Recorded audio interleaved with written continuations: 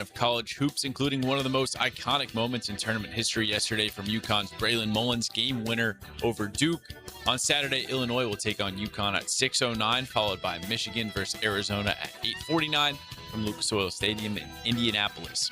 It's 77 degrees at 2 o'clock time, and temp brought to you by Bueller Air and Plumbing. Stay cooler with Bueller. 1010XL, presented by Farah and Farah, exclusive injury law firm of the Jacksonville Jaguars. Focused, fueled, fearless, Farah. Now, Lauren Brooks, Taylor Dahl, and Tom McManus. This is Helmets and Heels. Helmets and Heels on 1010XL. Welcome into a beautiful Monday afternoon. Tom McManus has a day off. He'll be back with us tomorrow. But I love this time of year, Taylor Dahl. I love all the different sports going on, and you got to take in one of them Friday night with the Jumbo Shrimp season opener. I did. It was a blast. I mean, we talk about all the time the events, the sporting events here in Jacksonville in general, but the Shrimp just do such a great job from start to finish when you're there. Obviously, it was like the ring trophy ceremony. They raised the banner. Lane Pittman, you know Lane, he did the national anthem on his guitar. So it was just it's such a fun experience out there. And there was also Disney on Ice across the street at the ViStar Veterans Memorial. I saw a bunch of people go to so that. It was a lot. It was packed downtown. The one, the right across the bar by the arena or whatever, that was packed. The whole street with people up and down because they did have a little Block fan party, fest on the other side on the main gate, which is they've switched sides, But it was so much fun. Like weather was perfect, and the Shrimp ended up losing, but it was a fun game. 7-6. Yeah. Okay. It was a good game, and one of the guys, Davison De Los. Santos. He just hit a home run at the game we were at Friday, ended up putting the Shrimp ahead at that point in time, and then got called up on Saturday, and then for the Marlins got his first major league hit on Sunday. So I was like, good weekend for him.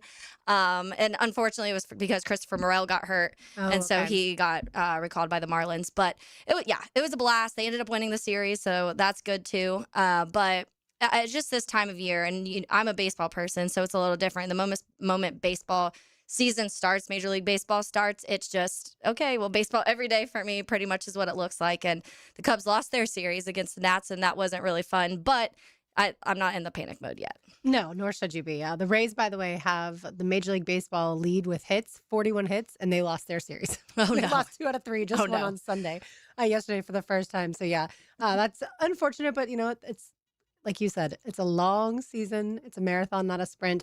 The Jumbo Shrimp lost 8-7 is what it was Friday night. And then I knew it was close, a 1-run loss, and then lost 6-3 Saturday. But they did win yesterday, 4-3 on Walk-Off Charities Day. So at least there is that. And then they're back at home with a 6-game series beginning tomorrow at 7:05, that first pitch, and then it's against the Sugarland Space Cowboys. It's an interesting one. I saw know, that right? today. Absolutely. All right, I want to get it to some draft talk. I feel like, have talked about so much Jaguar stuff, but we haven't completely dove into the draft talk, and there's reasons for that. The Jaguars don't have a first-round pick, and so while some of the shows have been doing mock drafts now for quite some time, totally understand that.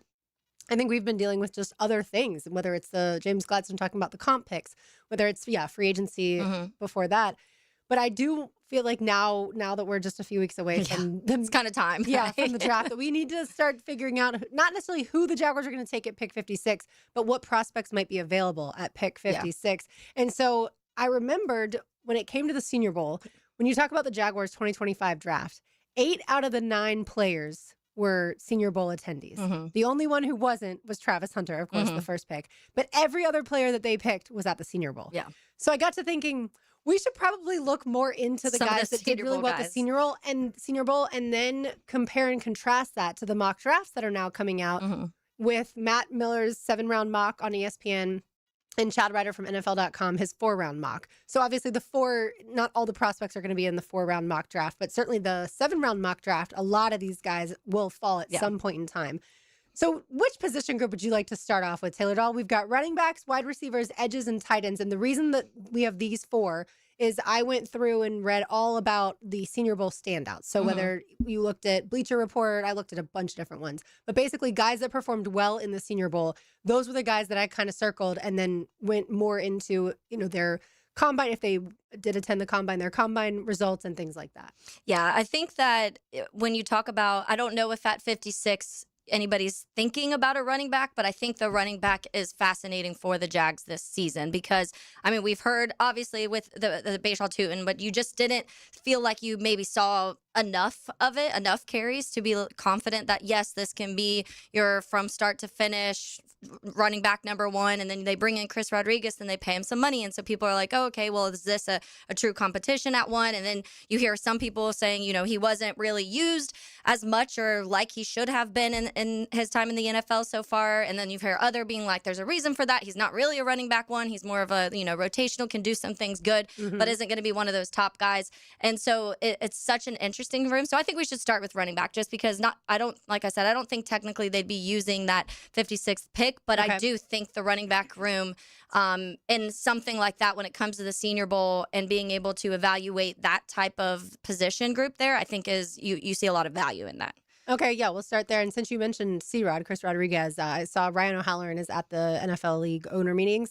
And Commanders coach Dan Quinn was asked about Chris Rodriguez. I'm sure Ryan was the one asking. And he said, the physicality is the thing that jumps out. The ability to break tackles, the ability to get the critical yards. He is a player that definitely is trusted in the critical moments. So just wanted to add that to that conversation as far as what he can do. And especially like you mentioned, the competition between he and Tootin. All right, so starting with running backs, we'll start with a guy that after the combine, I thought, he better be on, or I bet he is on the Jaguars shortlist if they're looking for a running back kind of early. Arkansas's Mike Washington, he's 6'1", 223 pounds, ran a 4.33 at the combine. One scout said he's got a powerful high motor. He's a running back with elite top end speed, obviously 4.33. He's built like the throwback running back, but plays with more agility and speed in the open field than what meets the eye. He spent 3 seasons at Buffalo. By the way, almost all of them are going to have multiple schools. Yeah, several of these are into like year sixes. Some of them are. I'm like, how did you get eligibility? Never mind, I don't care.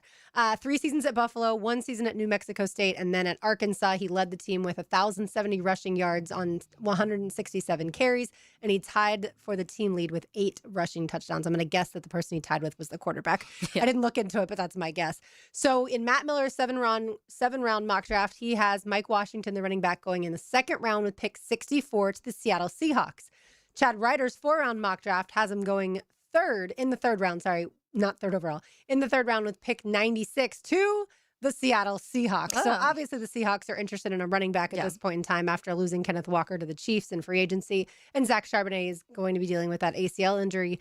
But the reason I wanted to look at multiple different of the multi-round mock drafts is, you know, you want to get kind of a comparison as far as, are they leaning really early in the draft? Are they leaning middle, late, or how much of a disparity is there? So if he went in the 2nd round with pick 64, or if he went obviously in the 3rd round with pick 96, the Jaguars could potentially take him. He would still be on the board at pick 56.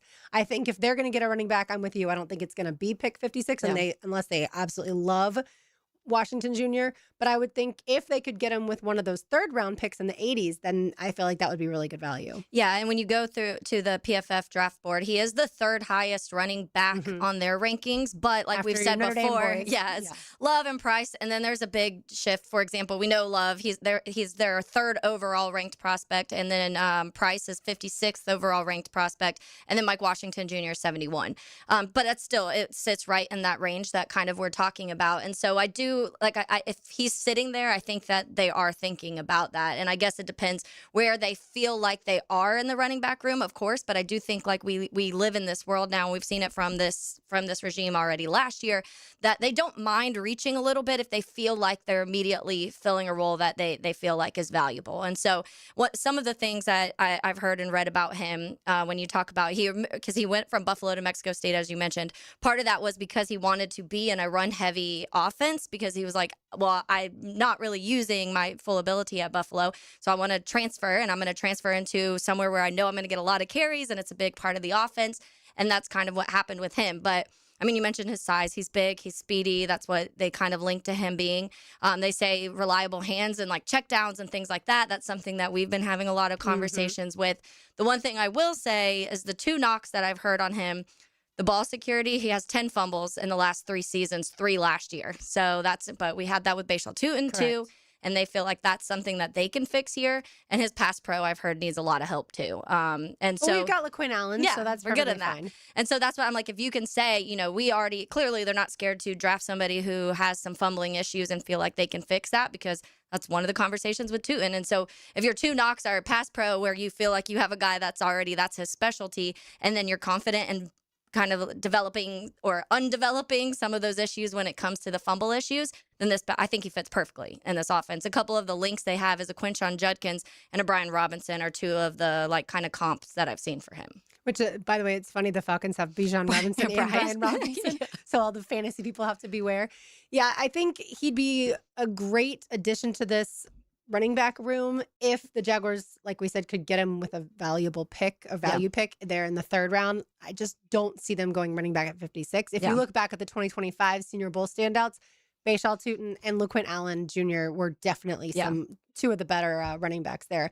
All right, one more that we'll talk about right now as far as running backs go. South Carolina's Rasul Faison. He is 5'11", 208 pounds. And like we just mentioned, as far as older prospect and has been to a few different schools. He started at Marshall, then went to Lackawanna College.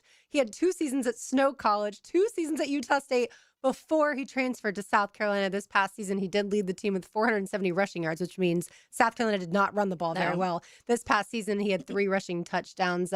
He's probably around, I would guess, 24 years old. And one scout says he's an instinctive runner with the size, vision, and wiggle to create yards from broken tackles. He rarely rushes the action, setting up blocks and cutting off the carnage. He's patient and unpredictable. Yeah, his path is obviously very interesting when you see all of that. And my first thing when I was looking, I was like, why did he go from Marshall back to JUCO? So I read into that. It was financial reasons. He was not at Marshall on a scholarship, and so he was having some financial issues being able to pay to stay to go there. So because he gray-shirted that year. He gray-shirted. And then so he went back down to JUCO at Lackawanna, which is one of the best JUCO schools. That's where Jaquan Brisker, there's several guys that have come out of Lackawanna and have made it in the NFL.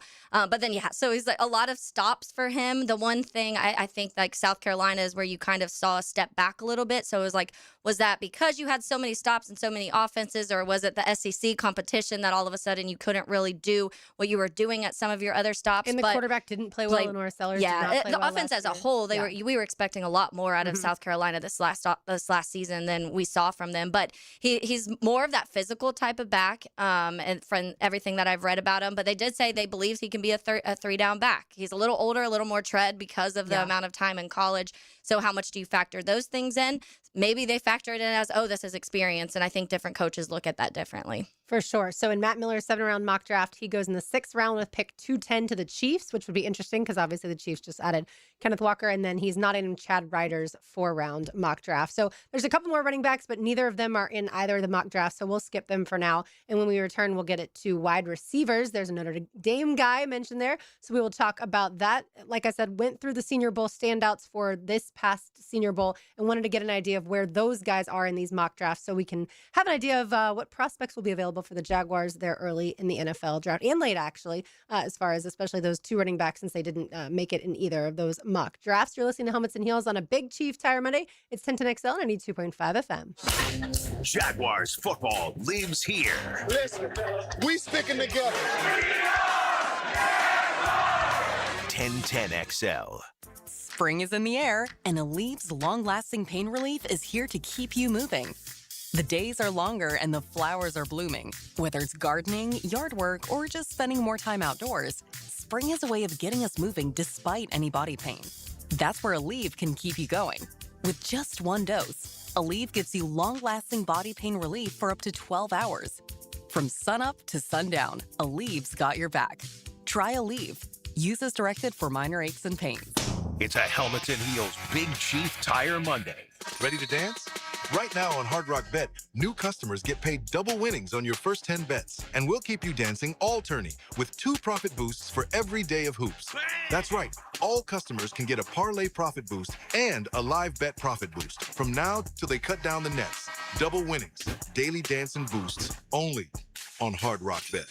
Offered by the Seminole Tribe of Florida. Must be 21 plus and physically present in Florida to wager. Terms and conditions apply. Concerned about your gambling? Call or text 1-833-PLAY-WISE. Attention skilled electricians. Are you undervalued at your current company? Time to step up to the bigger projects and better opportunities. Join the team at Miller Electric Company, a trusted name in the industry for over 96 years. At Miller, we tackle the biggest projects in the city, offering not just the job, but an experienced, top-notch pay, unbeatable benefits, and the best working environments in the business. Please join the team that values your skills and rewards your hard work. Elevate your career to new heights. Apply today at millercareers.com, an equal opportunity employer. Get out of the city and into the woods and the water. Keep on working it. On the Nimnicht Outdoors Show, Captain Kevin and Captain Kirk join Jeff Lageman. I am shooting one today. Get hooked Saturday morning from 7 to 10 on 1010XL. Hey, Jacksonville DDH. Dreamfinders Danny Hicken here with the scoop from Dreamfinders Homes, your national builder of the year. We've got first-year interest rates as low as 2.99% and homes in 20-plus communities throughout Northeast Florida. If you're house hunting, make sure your first pick Dreamfinders Homes, the proud official home builder of the PGA Tour, the Florida Gators, and your Jacksonville Jaguars. Visit dfhsalesevent.com today and tell them Dreamfinders Danny sent you. Hey, it's Matt Hayes. Tell me if this is you, because it's definitely me. I go to bed thinking, tomorrow morning, I'm going to wake up early, jump in that ice bath I just bought, have a good breakfast, go for a morning walk, and order a veggie for my side instead of fries. Then the morning arrives. I press snooze, skip everything else I planned because I'll do it tomorrow. But that's the Awaken 180 difference. Tomorrow is today. It's so easy. You want to do it. Your coach will be there to help you do it. You won't want to let her down. Accountability, ease, feeling great. That's the Awaken 180 difference. Now you can download an app, Google a weight loss plan, or buy the latest gadget. But who actually helps you follow through when you couldn't do it before? I lost 40 pounds with Awaken 180, and it was easy. No meds. I couldn't lose 5 pounds in a month on my own. Awaken 180 works, and it continues to work because it's set up to not let you fail. Succeed like we did at awaken180weightloss.com.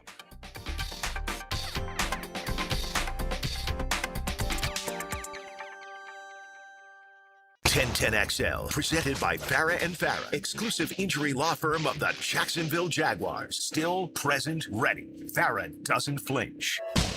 Wouldn't it be nice if we were older, then we wouldn't have to wait so long?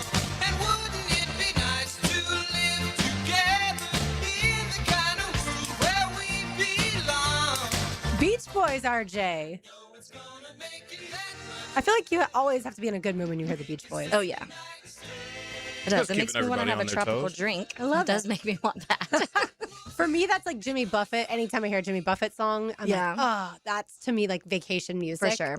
But yeah, Beach Boys is more, that was the first concert that I ever went to when I was a teenager. So I wasn't drinking. Yeah, I hear that song and I think of 50 First Dates because that's the song he sings constantly. And I think they're in Hawaii. And so that, like, my mind goes to like island and sing. Granted, he's sad singing that song, but I love that movie. I also wanted to shout out really quick the Junior Icemen because they won, which obviously former heel Lauren Rue, her son is the goalie for the Junior Icemen, but they won it all over the weekend. And so good for them because I feel like we've talked a lot about how hockey's grown in Florida and Jacksonville and what the Icemen have done, but now giving the opportunity for, I want to say it's like the 16 under group is the one that ended up winning. So if just giving the opportunity for kids younger now to go and play hockey and win championships, it's really fun. And so this is the beginning, I think, of a lot of hockey kids coming out of Jacksonville now, and I love that. Yeah, national champions. Very cool. Good call. It is a big Chief Tire Monday. Winter can certainly be tough on your car, so by the time that spring rolls around, almost every vehicle needs a little TLC. Here are some tire checks that every driver should make: tire pressure, tread depth, tire alignment, signs of uneven wear. If you're like me and you just look at your tires and just make sure they're not flat, take it to Big Chief Tire. Let them handle all that stuff so you know that you are safe driving around town. All right, the two running backs, by the way, that we're not going to get fully into. Indiana's Kalen Black, he's 5'9", 208 pounds. He, like I said, went undrafted in the 7-round mock by Matt Miller, and he was also not in Chad Ryder's 4-round mock draft. Same with Oklahoma's Jaden Ott, who's 5'11", 198 pounds. Just wanted to mention their names, though, in case they end up being drafted very late or if they come to town as far as undrafted free agents. All right, you want to get to wide receiver? Let's do it. All right. Notre Dame's Malachi Fields, as Taylor will knows, 6'4", 1.5 inches, 218 pounds. He ran a 4.47 at the combine. He's much more of the outside receiver, and he uses his elite size and strength to bully defensive backs, per the scout. Notre Dame's run-heavy approach and quarterback play slowed his production, but his tape was filled with impressive moments. You can certainly tell me more about Malachi Fields. Yeah, Malachi Fields, obviously, he was at Virginia his first 4 years, transferred to Notre Dame this last year, and it took a little bit for Notre Dame's offense to get going last year. That's why I would go back and I'm like, I wish we didn't start with Texas A&M and Miami and got to play them in like weeks 5 or 6, because we did have a, CJ Carr coming in as a freshman and starting right away.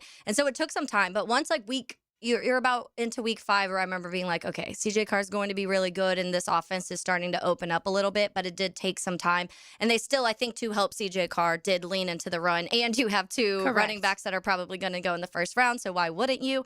But yeah, he's one of those guys really good at like the catch point, those contested catches type of thing. But I will say Notre Dame actually did use him a decent amount, like intermediate range too. So he wasn't always just the deep threat, but he did 17.5 yards of reception is what he had this last year. So that's a big number, obviously. Even in previous years at Virginia, it was like 14.5, 15. So that kind of measure like correlates to that deep threat ability. But I do think he can still be midfield, intermediate, because he does have good hands.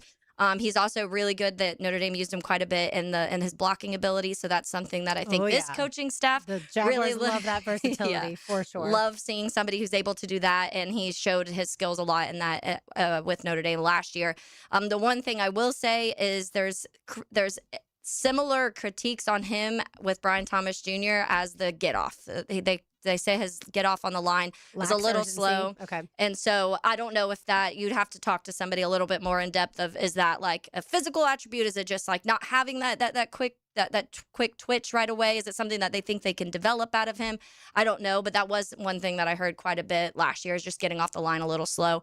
And then just not super fast, but he still has some speed, especially once he gets going. Yeah, 4.47 I think is fast enough. Yeah. So Chad Ryder in his 4-round mock had him going in the second round with the 60th pick to the Chicago Bears. That would make you, I feel like, pretty happy. And then Matt Miller's 7-round mock draft, he goes in the 3rd round with the 71st pick to the Washington Commanders. So I feel like that's probably a little too rich for the Jaguars' blood, unfortunately. Yeah, I do too. And I think that especially, I mean, we talk about this wide receiver room, and I'm very confident in when you're talking about that 1, 2, 3, and then Brenton Strange. Now, behind that is when you start to have questions. So if, God forbid, Jacoby Myers gets hurt, and you have Travis Hunter and some of that, if something bad ends up happening and you need to have to use Travis Hunter a little bit more. Campanelli's like, absolutely not. I know. And that's what you don't want to have to do that. But you do have a little bit of flexibility because of what you have out of Travis Hunter. But I do think that if one of those guys, if you felt like you lost Parker or Jacoby, I do think that you would be in a little bit of a oh no, what do we do with this wide receiver 3? Because those 2 guys I think are going to play such pivotal roles in this offense this year. And they're also uniquely different, those 3 receivers. It's not like you have another guy waiting in the wings that's very similar to any of them either. Yeah. And that's, I mean, we talk about what is behind it anyway. Is it Austin Trammell? Is it Tim Jones? Like, what exactly do you have even behind that? And then we've had a lot of conversations with the Brenton Strange situation and what you have behind tight end. So this is another room. It's kind of similar in the running back room to me, where you do feel like you have guys to where if you had to play a game tomorrow, you'd feel good. You'd feel, if not great, about the wide receiver room. And the running back room, I think you'd be pretty confident in. But when you start thinking about the full season and some of the injuries that some of these guys have had, Brian Thomas Jr. had an injury, and then Brenton Strange was injured. And so once you start factoring in some of those things, that's when you start having a few questions about the room. But it doesn't feel like a pick 56 dire need. And I think a lot of us lean on the defensive side of the ball, because we're like, okay, the offense scored a lot of points. Like, that wasn't the issue for the majority of the time last year. It was being able to stop teams late in games. So a lot of people lean towards the defense, but I still think that this offense, especially with Liam Cohen, he's going to want to continuously be building this. He's not ever going to get complacent in his offense. And that's one thing that when you have that offensive minded head coach with the brain like Liam Cohen, it's always going to be, what can I do to mix things up and change things and make this offense as unpredictable as possible? And again, I went through the Senior Bowl standouts, and I was thinking about those guys because last year the Jaguars 9 draft picks. Of those 9, 8 of them attended the Senior Bowl. The only downside, Taylor, is we're not talking about defensive tackles. Yeah. I don't know that there are defensive tackles that make it to their senior year that go to the Senior Bowl for us to discuss. That they're not already being talked about as like this guy. They are. I feel like most of those DTs end up leaving their junior year because if you have the size, the speed, those elite prospects, they're not going to play that senior year. So I do think that is a factor when it comes to this. All right, so what other wide receiver? USC's Jacoby Lane, 6'4", 200 pounds, ran a 4.47 40. So he played opposite, obviously, Mekhi Lemon. People know that name. Scouts say red zone stalwart with elite length and ball skills to mismatch cornerbacks when he's given room to work. He struggles playing through contact and sees an unusually high number of contested catches, but his catch radius, hand-eye coordination, and focus give him a substantial advantage as a ball winner. In Chad Ryder's 4-round mock, he goes in the 4th round with the 109th pick to the Bills. In Matt Miller's 7-round mock, he also goes in the 4th round, but this time with the 131st pick to the Patriots. Yeah, that range I feel like feels more fitting. If if you're sitting there around that area, I think you're comfortable spending a pick in that area for a wide receiver here in Jacksonville. When you talk about true outside, he is that X wide receiver, and I think that he's another guy that's really good at the catch point. When I talked about Malachi Fields being like that too. The red zone last year, he dealt with a shoulder injury for the majority of the season, so you didn't see the touchdowns that you really probably would have liked to. But the year before, he had 12, and so when you talk about the ability to be that type of wide receiver and get just be a red zone threat if that's what you need, which I feel like could be just that final little tally on a team like this where you just have that guy that you can trust when you get to the red zone, because there has still been, it improved from 2024 to 2025, but there were still issues, especially early on when it came to some of those red zone numbers and converting in the red zone. And so everyone remembers De'Ami Brown's drop against the Bengals. Yeah, that one hurt. Yeah, that one hurt. In the end zone, really, not just red zone. One of the other good notes I read about him is adjusting really well to off-target throws. That may be a knock on the USC quarterback maybe a little bit, and because he had one of the best in college football last year when it came to being able to snag those off-target throws. But we've seen Trevor in certain areas struggle with that. So having a quarterback where even if maybe your timing is a little off initially, like we've seen, BT early in the season this year, he's a guy that is really good at still catching some of those when he does have to stop in his routes or shift backwards and the ball's behind, whatever the case may be. 2 knocks I read about him. The weight, they said he probably needs to add a little bit of a weight. And they talked about his route tree, not very 6'4", 200 pounds. I can see wanting him more at like 215. Yeah. And his route tree, not very extensive. And then he doesn't separate very well are a couple of the things. But you're so good at getting that ball at the catch point and contested catches that maybe you're not as worried about if he can separate or not. There's different receivers in that sense. And I think a lot of times, too, we talk about the best separators are the best route runners. So it makes sense that those 2 things, if that's not what you are the best at, then that's not going to quite link there. Like a Jackson Smith and Jigba, that's what he's really good at because he can run his routes so crisp and clean that he can separate well. And then there's other guys like a Jacoby Lane who I think is more so he'll go up and get those 50-50 balls, and that's what you want to see. And now that you have a veteran here in that receiving room in Jacoby Myers, you feel like that's the type of guy that, in addition to obviously the staff too, but he can kind of train and take guys under his wing. We've talked about it so many times with Christian Kirk and how Larry Fitzgerald did that for him with the Cardinals. Like Jacoby Myers feels like that true professional to me that can really help some guys with those routes. Like I said, the coaching staff will, of course, too, but I don't know that you can be successful at the NFL level if you're not a good route runner. Yeah. And that's what I think that we even heard De'Ami, he had the quote a week or 2 ago of how much the coaching staff, but the players, and he specifically mentioned Jacoby Myers and how he helped him learn certain things this year. And the De'Ami project didn't work here in Jacksonville, but it sounded like he took a lot out of what he learned from the other wide receivers in that room in general. And Trevor, he mentioned Trevor Lawrence too. Well, he said, and the quarterback. Yeah, I guess he didn't say his name. I was like, did you just assume that we already know who it is? Or are you not on a first name basis with the quarterback? Yeah. But yeah, I think to your point, you need to be able to run those routes, which is some of the criticism on Travis Hunter when it comes to the NFL level is he's not that crisp of a route runner, but he can get the yards after catch and he can kind of juke people out and do that sort of stuff.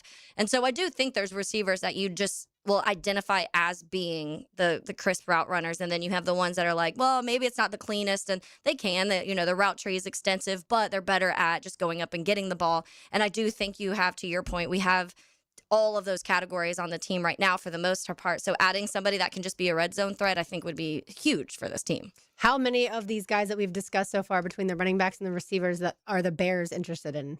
Like, are the Bears competition at all? So I haven't heard any of these linked to any of them, actually. Okay. So the Malachi Fields and the I haven't heard Malachi Fields actually. Which is interesting. I feel like I'm starting my draft stuff for them like literally this week. All my pods are starting to drop. And so I'll see some of the wide receivers going on. But it hasn't been, which is interesting considering you lose DJ Moore, but it doesn't feel like they're super threatened to go wide receiver. So, which may be right around the area where the Jags end up picking, but I haven't heard about Malachi Fields linked to them yet. Obviously, in a lot of mock drafts, when you look at the Jaguars picking 56, you'll see Jacob Rodriguez, the linebacker there from Texas Tech. Because of last year, and I know 56 is completely different than picking 5th overall in the first round, but because of how last year, like basically everyone had Mason Graham penciled in, and no one really thought about, I feel like Ashton Genty or Travis Hunter, not no one, but I would say the majority certainly were leaning towards that defensive tackle, Mason Graham out of Michigan. I feel like the Jags will shift and not necessarily shock everybody. Yeah, not necessarily because people are mocking Jacob Rodriguez a lot at 56. Yeah. The Jaguars wouldn't change their minds because of that reason. It just feels like if there's a consensus, the Jaguars probably not going not like thinking along those lines. I will say, because Justin Mello, who we had on recently, he put out his, and so he did a full first round, but then he also did teams who don't have a first round pick and what they go with their first pick. And so he had the Tennessee Titans taking Reuben Bain at 4. He has the Texans taking Emmanuel Pregnon, the interior offensive lineman, at 28. The Colts taking Anthony Hill, junior linebacker. The Jags taking Jacob Rodriguez at 56. And so that does kind of feel like what is happening right now, which makes sense. I mean, you talk about if anybody's looking at this roster, they're saying, hey, one of the biggest needs and losses that you have is that linebacker right now. So what linebacker do they think fits that? And a lot of people are linking Rodriguez. For sure. You know, I was thinking about this when it comes to free agency. We talked about the players. I feel like we should add in the fact that the Jaguars got to retain their offensive coordinator, Grant Udinski, and defensive coordinator, Anthony Campanile, when they were technically free agents. They were interviewing or at least being shown interest. Right. They were, and they're not free agents. Obviously, they're under contract. But as far as, being interviewed to be a head coach in other places. So I feel like we should add that in with the free agency part of things for the Jaguars. All right, let's get it to Edge on the other side. Again, these are Senior Bowl standouts that maybe the Jaguars have on their short list or their radar. You are listening to Helmets and Heels on a Big Chief Tire Monday. You can find them online at WeKeepJacksRollin.com. It's 1010XL 92.5 FM. Live streaming from the XL Digital Studios. Brightened by Harbor Dental Care, Jacksonville's first choice for dental emergencies. Stop letting high-interest debt weigh you down. Pay it all off in days with Loan Pronto's Rapid Equity Loan. It's a completely hassle-free way to cash out your home equity with no appraisals, no paperwork, no waiting. Loan Pronto's Rapid Equity Loan uses AI-driven technology to get you approved for cash in as little as 1 day with a rate that's at a 3-year loan. One client got $100,000 approved in under 24 hours, wiped out all their credit cards, started a home improvement project, and cut their monthly expenses by $1,500. Call Loan Pronto now and see how much cash you can get. No hard credit pull up front. Imagine, this time next week, you could be credit card debt-free. Loan Pronto, A-rated by the BBB, with nearly 2,800 5-star Google reviews. Call 904-999-1508 or go to loanpronto.com. That's 999-1508 or loanpronto.com. Equal housing lender, NMLS 1661781 on approved credit, NMLSconsumeraccess.org. Helmets and Heels. It's a Big Chief Tire Monday, the local Jacksonville shop for fair prices and service you can trust. The action is heating up at Best Bet Jacksonville in April. The $500 buy-in, $100,000 guaranteed no-limit hold'em tournament is back with 4 starting flights April 10th and 11th, all leading to the final day on April 12th, live streamed on Best Bet Live. Do you want another chance at big money? Don't miss the second chance $300 no-limit hold'em tournament, $30,000 guarantee at 2 p.m. on April 12th. See all the details at bestbetjacks.com. That's bestbetjacks.com. Here's a health and wellness tip from orthopedic specialists of Jacksonville. Here's a simple tip for shoulder health to improve your posture. Slouching can put extra stress on your shoulders, leading to pain and injury. Make sure your head is over your shoulders are relaxed and pulled back, and your spine is properly aligned. Whether you're sitting or standing, if you sit for long periods of time, make sure to get up and take breaks and work on pulling your shoulders back. Get up and get moving, Jacks, and go Jags. Stay healthy with orthopedic specialists of Jacksonville. Your AC's broke, it ain't no joke. Call Florida Home AC. Florida Home AC. Florida Home AC. Florida Home AC. FloridaHomeAC.com. Don't wait around like you're the last pick of the draft. When your car needs an oil change, go where you're a first-round priority. Valvoline Instant Oil Change. No appointment needed. Just drive in, stay in your car, and in 15 minutes, you're back on the road. That's a first-round performance. With convenient Jacksonville locations, a 4.7-star national rating, and named #1 Quick Lube for customer service by Forbes, Valvoline delivers every time. Valvoline Instant Oil Change. Drive in today. When you hear Florida Gators baseball on 1010XL, it's brought to you by Renewal by Anderson Custom Windows and Doors, Randy Marion Cadillac of Jacksonville, and by the personal injury attorneys of Farah and Farah. How wide is home plate in baseball? Southern Oak Insurance is proud to continue offering coverage statewide. Financial stability makes Southern Oak Insurance a wise choice for your homeowner's insurance needs. Log on to southernoak.com. Our family protecting yours. Southern Oak Insurance. The home plate in baseball is a generous 17 inches wide, although most major league pitchers would think otherwise. Southern Oak Insurance. Our family protecting yours. Ticket here for Action Garage Door. Nothing more frustrating than your garage door misfiring. When it does, I call Action Garage Door. They take action. Jeff and Art and crew, Jacksonville folks, not some big out-of-town chain. Something goes wrong with your garage door, take action. Check them out. Garage Door 911, garagedoor911.com. If you're listening to 1010 and you're a parent, chances are your kids are playing sports. Check out i9sports.com with spring and summer registration open right now. In the gym or on the field, and now at Tocoi Creek High School and Westside Middle. Check it out, i9sports.com. 1010XL, presented by Farah and Farah, exclusive injury law firm of the Jacksonville Jaguars. When it's game time, Farah doesn't flinch. Taylor Dahl, RJ Saunders, I'm Lauren Brooks with you. Tom McManus has the day off. He will be back with us tomorrow. Don't you worry. Our meathead will be back in studio mañana. All right, so talking about some Senior Bowl standouts that may be on the Jaguars' radar. We've gone through some running backs and some wide receivers. Let's get it to a couple edges. Now, this first one, Taylor, was the Senior Bowl defensive MVP. So I have a feeling he's probably on all 32 teams. Yeah. Radars, Missouri's Zion Young. He is 6'6", 262 pounds. He has long arms, and he originally was a three-star recruit back in 2022, began his career at Michigan State, and then he ended up obviously transferring to Missouri. And this past season, he had 26 tackles, 4.5 tackles for loss, 1.5 sacks in 12 games. And then he also, that was his last year at Michigan State. This past season, he had 42 tackles, 5.5 tackles for loss, tackles for loss, 2.5 sacks, 3 passes defensed, a forced fumble, and a fumble returned for a touchdown. That's a lot of stats. Yeah. You got that right. In Matt Miller's 7-round mock, he goes early in the second round with pick 34 to the Cardinals, and in Chad Ryder's, he goes 44th, so also in the second round to the Jets. Yeah, this is a guy that I'd be honestly a little surprised if he gets out of the first round. This is a name that I've heard linked to the Bears at the 25th pick, and so it maybe because it is the tail end of the first round that you're seeing, maybe he trickles into the beginning of the second, but it will be interesting because he's that prototypical when you talk about what you want your edge to look like build-wise. That is Zion Young.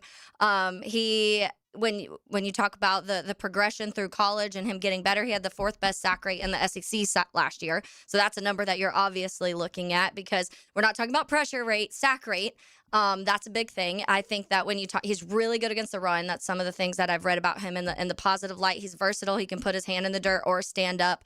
Most people are kind of projecting at the NFL level. He can do the same thing. So that's a lot of positive check marks that you're talking on a guy. The two negatives in all of these draft profiles, they're going to give you some of the things that may be concerns at the next level, and there's not many for him. The two that they have are just his counter move in coverage, the coverage grade, and then they also just talk about when it comes to he got in a little bit of trouble. He has a pending DWI from January or December or January. That's a pending thing. And then he had like an assault charge earlier when he was still at Michigan State. So a couple knocks when it comes to the character side of things. But For the most part, that's the that could be why he's more early second round than in the first round. Where some people are just like a little hesitant. And we've seen more and more of that later, unless you're Philly, they don't care. Right. But yeah, so there's not a lot of negative knocks on him though. When you go through any of these draft profiles, it's pretty much that is counter move coverage, and then hey, there's this pending DWI. What does that look like? Everything else is positive things, and when it comes to the fit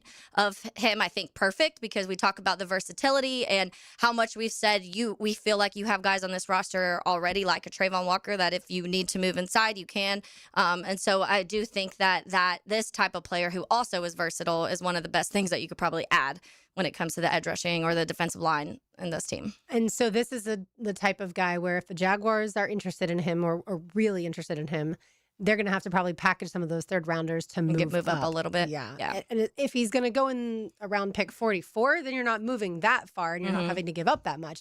If he's going at pick 34, which is just, a couple picks into that second round, then you're talking about a little more expensive at that point. Correct, exactly. So I'm with you. I don't think he'll be there at 56, but could they end up moving up to get him? The other edge is a guy from a small school, Western Michigan's Nadam Tucker. He's 6'2", 247 pounds. He ran a 4.73 40. By the way, Zion did not run the 40 at the combine, in case you're wondering. He had an outstanding final collegiate season with a 2-sack performance, including a forced fumble during the All-Star contest. That was, again, a great performance at the Senior Bowl, so that's why we're discussing it. He is the reigning MAC Defensive Player of the Year. And he's also 24 because he attended 2 different community colleges before spending 3 seasons with Houston and then, like I said, transferring to Western Michigan. Yeah, 6 college seasons for him. So he's there a little long. How many degrees do you have, Mr. Tucker? That's what I want to know. 14 and a half sacks, 21 tackles for loss he had last year. Yeah, that's insane. We talk about those sack numbers and it's huge, but the tackles for loss I don't know if is talked about enough sometimes, and especially in this type of role that he played. They talk about that explosive first step, which is something that some people, when you're talking about these edge rushers, that's important now because you have these quarterbacks that will move quick and get out of the way. And so you need to be able to get off the line as quick as possible. So having guys that are able to do that seems like that's one of his things. Another one I heard people raving about was the bend. And like Tommy and I have talked about, like Mike Green last year had that bend, but it's like flat. Like if you go back and you watch him, he's almost laying flat coming around the edge. And those are the things that I know somebody tweeted, I can't even remember who it was, that, the bend doesn't really matter. And I'm like, I think it does. Like there's guys when you're able to get under the arms of the offensive lineman and those tackles, that's what you're kind of talking about with that bend. And that's not saying every edge has to have that to be successful, but I do think it's a benefit for these guys who want to be able to get around and kind of get some of those, if you don't have a ton of moves, being able to get flat and get under the arms of the tackles, I think is really important. And I think the one concern that I've read is just that he only has 1 season in the FBS. And so there's a little bit of, is that sample size big enough to feel like it could transfer to the NFL level? And he also wasn't truly good at the run.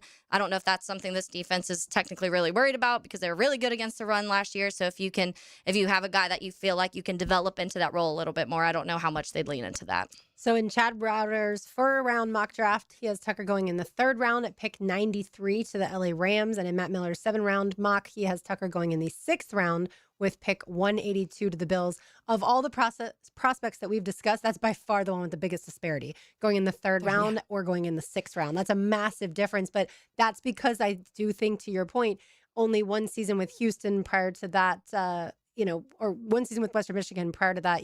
3 seasons with Houston. Yeah, and I think that's where some people are going to be projecting what he did this past season and saying this is just the first time we got to see it, but you feel like if he had more years in the FBS, then you would have continued to see it. Some people are going to say there's just not enough sample size for me to project that this player is going to be able to. And I think especially depending where you're drafting, are you expecting him to come in and play a pivotal role right away and be a starting edge rusher on a team? There's probably some people that don't really trust that, but that may be a good thing for here because I don't know if if you get an edge rusher, I don't know if you're saying you already have Josh Hines-Allen and Trayvon Walker, so let's have a guy that you can bring in rotationally and you can kind of develop a little slower. Some teams are going to need him right away. And so that I think will factor into where he goes and what teams show some interest. For sure. All right, one more to do. We'll do that on the other side. It's the tight end, another Houston guy, Tanner Koziol. We will discuss that when we return. You're listening to Helmets and Heels on a Big Chief Tire Monday, 10 to XL, 92.5 FM. When you listen to radio play-by-play, you don't just hear the game, you feel it. This feel good. That feel good. Get the most play-by-play on 1010XL, Jacksonville's play-by-play sports radio. Daly's Dash is not only your Jaguars game day stop, but a great place to grab a meal any day of the week. To honor the Jags and the fans, we've crafted the Duval Sub. The Duval comes with freshly sliced turkey, ham, melted cheddar, and habanero jack cheese, topped with crisp lettuce, fresh tomatoes, and a double portion of our secret sauce, all served on a fresh roll. Come by your local's Daly's Dash today to get your delicious Duval Sub. Daly's is the official convenience store sponsor of the Jacksonville Jaguars. It's a Big Chief Tire Monday on Helmets and Heels. Pros, just because something on the job runs out doesn't mean you have to. Order it on the Lowe's app.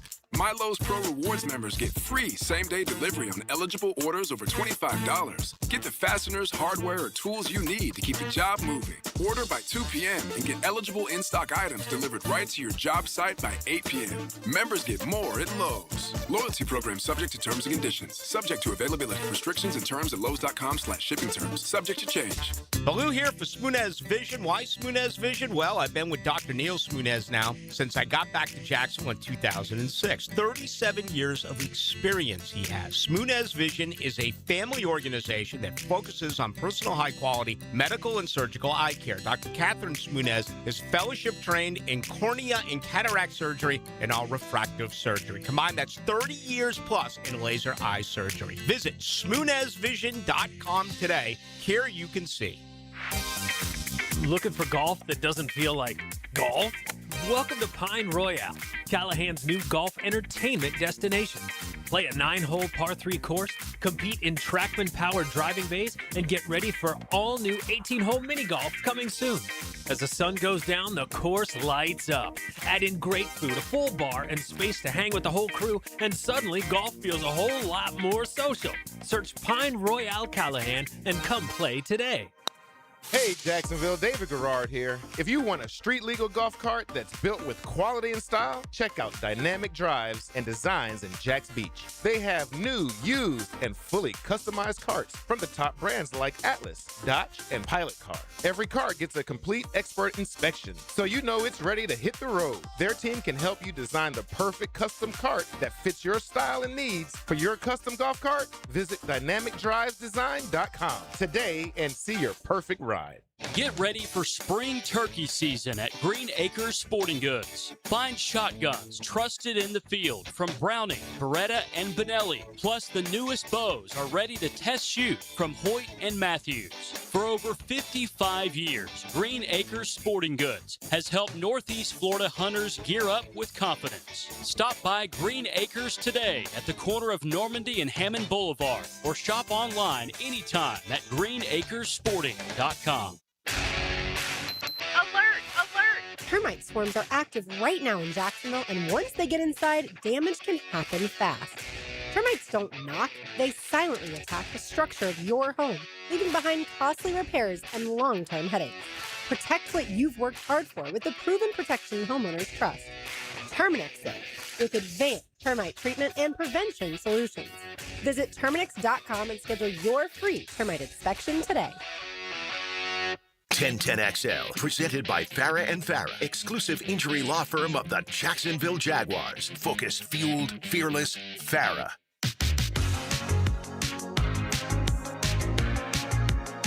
Taylor Dahl, RJ Saunders, I'm Lauren Brooks with you on this Big Chief Tire Monday. Tom McManus has the day off. He'll be back with us tomorrow going through the 2026 Senior Bowl standouts as it relates to the 7-round and 4-round mock drafts by ESPN's Matt Miller and NFL.com's Chad Ryder, respectively.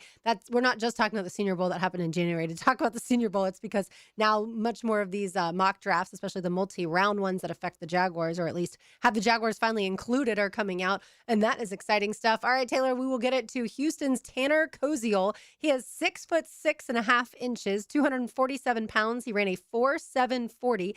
As we've discussed for the past few months, the Jaguars have Britton Strange.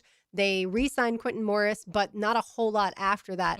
And certainly the offense, I know when Brenton Strange was out, the offense dipped. Yeah. It really dipped if you take a closer look at those 5 games. And 2 of those were against the Seahawks and the Rams, some really physical teams, or at least physical defensively. So he has 34.1-inch arms, the longest among Senior Bowl tight ends. So if Trent Baalke was still here, he would be excited about that.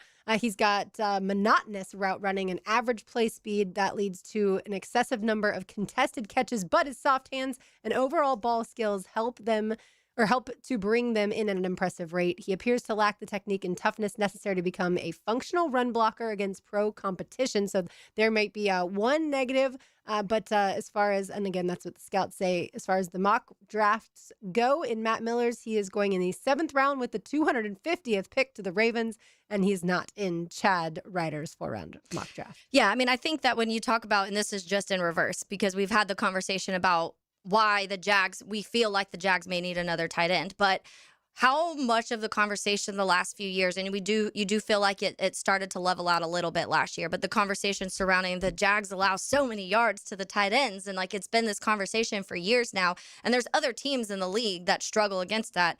By the way, the Colts and the Titans and the top of that. So if you have a division where those 2 teams, you're talking about struggling against tight ends, then having tight ends that those teams have to plan against is, I think, really important. And you go through, and when, just for example, the Titans were almost 947 yards and 9 touchdowns they allowed against the Titans last year. The Colts had 1,186 and 6 touchdowns against tight ends last year. So those, when you look at that, like, how can we take advantage? The Texans were different. We know what type, we know that the Texans defense is a different level.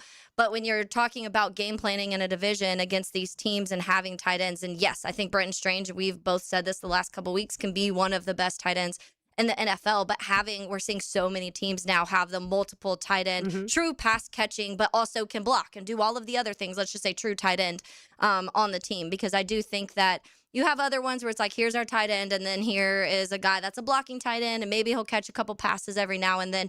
But we're seeing more and more where the roles are, not saying maybe split 50-50, but maybe That's like the Bills, though. Yeah. Very close to 50-50. Having those 2 tight ends that you can get the ball to, I think, is really important. And then in addition to, if you do lose a wide receiver, by chance, you have that tight end that you feel like can come and pass catch and play a pivotal role in the offense. And so some of the things, obviously, with him, he led tight ends with 74 receptions and led tight ends in college football with 74 receptions. He has a Blitnikoff on the Blitnikoff watch list, which is obviously the best, usually wide receivers, because it's like the best pass catcher, but him being involved in that is huge. They talk about his catch radius. They talk about his route tree. He ran a full route tree at Houston. So that's something when you talk about a tight end being able to do that and being able to block, I think that's it. They talk about being a super dependable underneath target, durable, hasn't had a lot of injury issues, great hands. Those are some of the things. The one negative I saw in any of these was that he lacks the short area quickness, and then the run blocking has struggled at times, but has gotten better through his college career. I think those are things that this team feels like they could, not the short area quickness, that's not something you develop, but the run blocking side, I think this team feels like that's something that they could develop if they needed to. Yeah, I read the same thing. He has a chance to become a tight end 3, but he needs to fine-tune his route running and play with better short area quickness to stick around as a catch-only option. Yeah, this team's not going to draft you if you can't do everything that they want. I would say, unless you are talking about maybe the 7th round with the 250th pick, again, that's where Matt Miller has him going to the Ravens, if you believe that you can develop. So yes, you may be drafting a player that's not necessarily super versatile as of right now, but if they believe that they can get a lot more out of that player, then yeah, in those later rounds, I think they will look to draft guys that they feel like are kind of like that clay that they can mold. Yeah. Yeah. And I think that they've proven, and it's worked and not worked. It hasn't worked in the De'Ami Brown area, but it's worked in a Parker Washington, and how, his season when it comes to his development throughout the season, when it comes to certain players, and I think the majority we'd say got better this season or had career seasons. And ETN, you're going to talk about a Parker Washington. You're going to talk about, an A-Chan.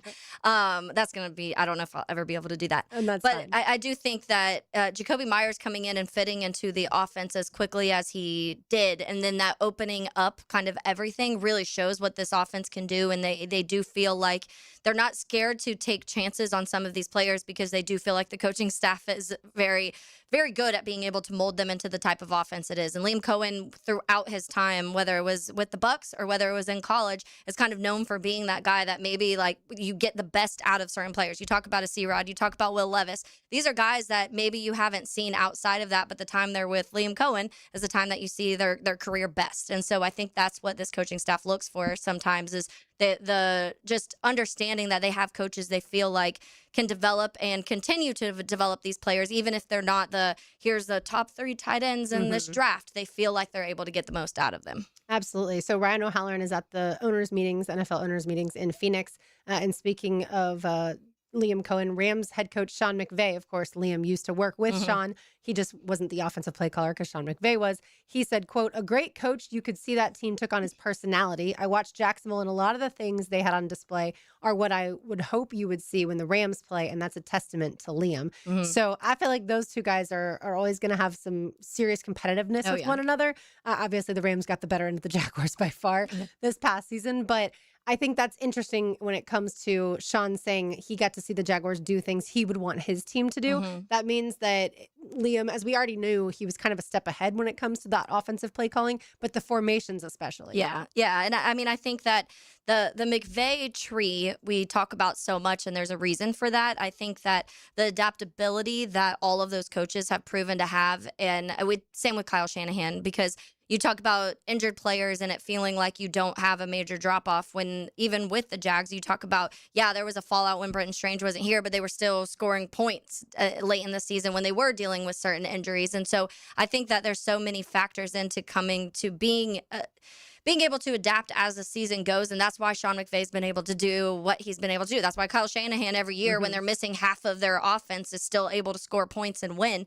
And that is something that not every coach can do, but we see those two trees for whatever reason. They just continue to put out coaches that are able to do that. And I think it'll be fun for a long time, honestly, to watch this McVay tree continue and the branches grow, but also the Liam Cohen, McVay kind of like fun back and forth that some of these guys now have. We talk about Saleh being in the division now, adding that little extra something within division, I think is really fun. And so those are some of the storylines that I think going into the season is going to be talked about a ton when it comes to the coaching staff and Liam Cohen. And, Tommy's mentioned it a few times. People have the film now. They know, they're used to you with these specific weapons. The offense is going to be pretty close to the same this next year.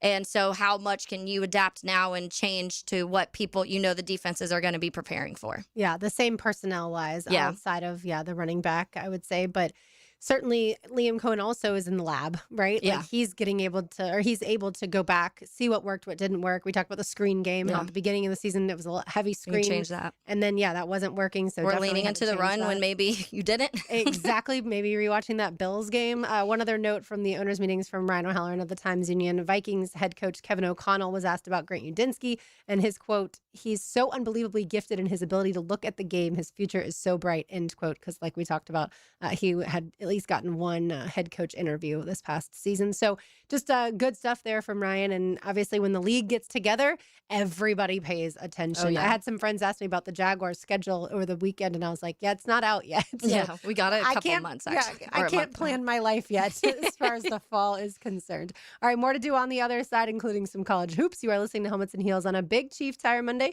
They've got 6 locations around Jacksonville. They have been in business for over 60 years, still family owned. They do it right. It's Helmets and Heels, 1010 XL, 92.5 FM. You don't want to do that. Oh, but I do. Where fun and games are serious business. What are you prepared to do? He's crazy. We gotta stop him. 1010 XL. We know what to look for. We go right to the source, the connections. But we go directly to the source. Dan and John Lupo at Beards Diamonds talking about what it means to be a direct diamond importer. We do a lot of business out of India. We do a lot of business out of Antwerp, Belgium, Israel, Africa as well. We will do whatever it takes to get the stone that the customer wants at the best price guaranteed. So every diamond at Beards is hand-picked and brought in with no third-party markups. And so with no commission salespeople and no Wall Street quotas, Beards can price every diamond for less. Because if they've been shopping, which we encourage, and then come to us, and they're kind of, at first, they're like, oh, why is this $5,000 or $7,000 less? Best value guarantee, best selection guarantee, best experience, bar none, guaranteed. From Jacksonville's locally owned Diamond Powerhouse. The family, the relaxed atmosphere, and we're there for each other. It gives us a big advantage being local, and we love Jacksonville. The money stays in Jacksonville, by the way. Beard's Diamonds in St. John's Town Center and online at beardsdiamonds.com. It's a Big Chief Tire Monday. The local Jacksonville shop for fair prices and service you can trust. Hey, Jacksonville, I'm sure by now you've seen our bright green GFL trucks and containers throughout the greater Jacksonville area. We are an industry leader in solid waste and would love the opportunity to earn your business. We are committed to customer service, reliability, and have unwavering focus on safety. Whether commercial or construction, let us haul your waste away. Call 904-760-5880 to get a quote today. GFL, green for life. If you can't wait for kickoff, tip-off, or the first pitch, get your Gator fix anytime with a Gator podcast channel. Exclusive Florida Gator content from 1010XL. Set up by Southeast Orthopedic Specialists on the video and social channels of 1010XL. There's no doubt that we were in good hands when our son's shoulder and hip issues were diagnosed quickly by Southeast Orthopedic Specialists. No matter what your orthopedic issue is, let Southeast Orthopedic Specialists take a look. You'll be glad you did. David Garrard here. I've had the PRP treatment from Southeast Orthopedic Specialists, and my knees are really doing well. Platelet-rich plasma treatment may be the answer for whatever is hurting you. Southeast Orthopedic Specialists.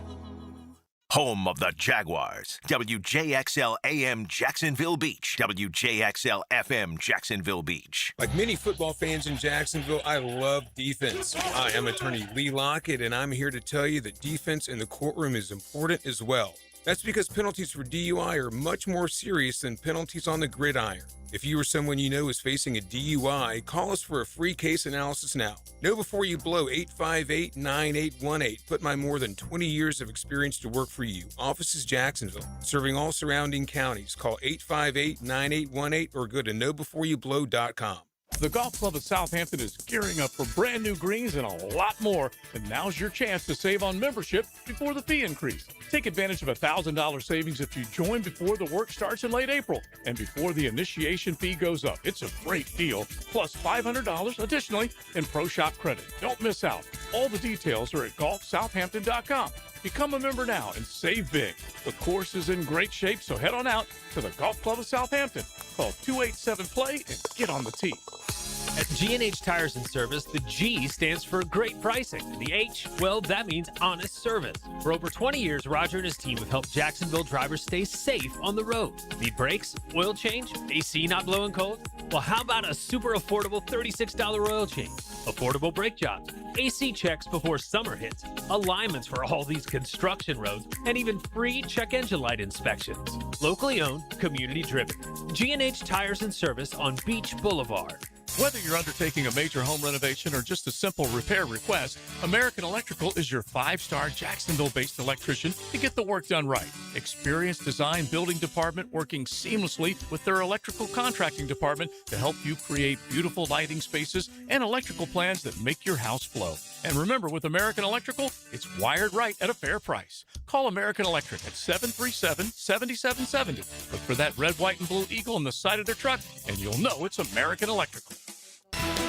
I'm Max Fink with your 1010XL Southeast Orthopedic Specialist local sports update brought to you by Kuhn Flowers. The Florida Gators headed to Fayetteville, Arkansas this weekend where they swept the 4th-ranked Arkansas Razorbacks, closing out the series yesterday with a 7-6 win. Gary Woodland won the Houston Open yesterday, a dramatic feat going through brain surgery for a tumor in 2023. Woodland returned to the winner's circle for the first time in 7 years. It's 77 degrees at 3 o'clock time and temp brought to you by Bueller Air and Plumbing. Stay cooler with Bueller. 1010XL, presented by Farah and Farah, exclusive injury law firm of the Jacksonville Jaguars. Still, present, ready. Farah doesn't flinch. Taylor Dahl, RJ Saunders. I'm Lauren Brooks with you. Tom McManus has the day off. He'll be back with us tomorrow. I know he was watching the college basketball last night. Oh, yeah. I say that with a little bit of a surprise just because he's not the biggest college basketball fan. But yeah, Michigan cruised to a 95-62 victory over Tennessee yesterday. And then UConn came back from a 15-point deficit at the half. It was up to 19. Duke's lead was in the first half. And that final score was 73-72. By the way, that was the same score as when Florida lost to Iowa last Sunday, 73-72. It did. I asked Brian, and I want to get your thoughts on this. I literally couldn't even finish the question before he answered. I was like, do you think that like Houck and Condon and Chinulu, and literally before I could finish the question to him, he was like, the answer is no. I was like, you don't know what I was going to say. He's like, yes, I do. You're asking if they're watching college basketball right now. I was like, that's exactly what I was going to ask. And he's like, no, the answer is no. They're not watching these games. What do you think? I don't know.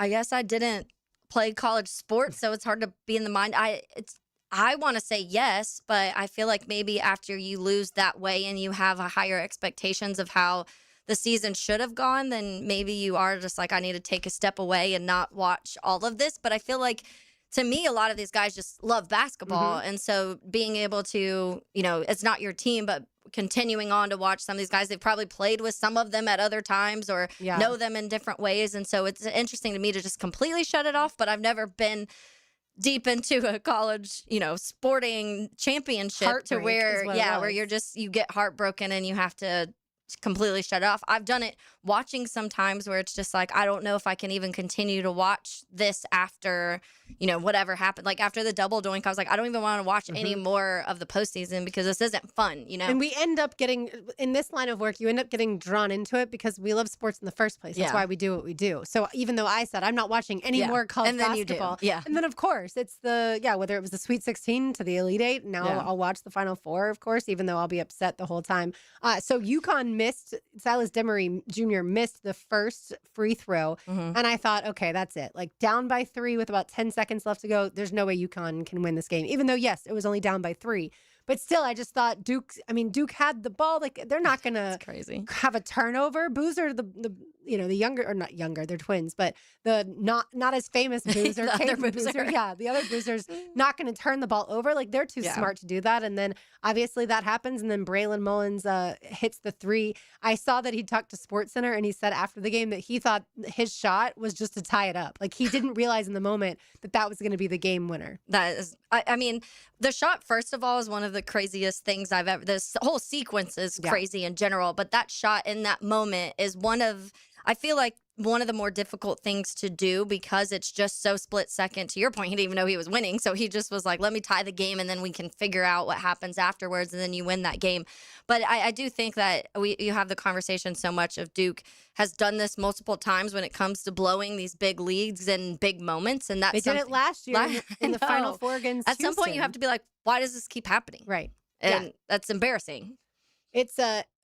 It's one of those things that I understand how, I shouldn't say how Duke fans feel. I'm not quite there because obviously Florida just won the national championship, but you are frustrated in a sense of like, why can't you get over that hill or that mountaintop? Why can't you get to the mountaintop? Is it the coach? Is it the personnel? Last year Duke was up 14 with 8 minutes left to play. They were up 9 with 2 minutes left to play. They lost that game. And then, like we said, they were up 19 in the first half, and then they were up 16 with 15 minutes left to play. So why are you collapsing? I do think that that's a frustrating thing to go to. And your Duke basketball, right? Like you feel, even though UConn has been phenomenal over the past few years with Danny Hurley. And by the way, I was 100% rooting for Duke. I don't normally root for Duke, but I don't like Hurley.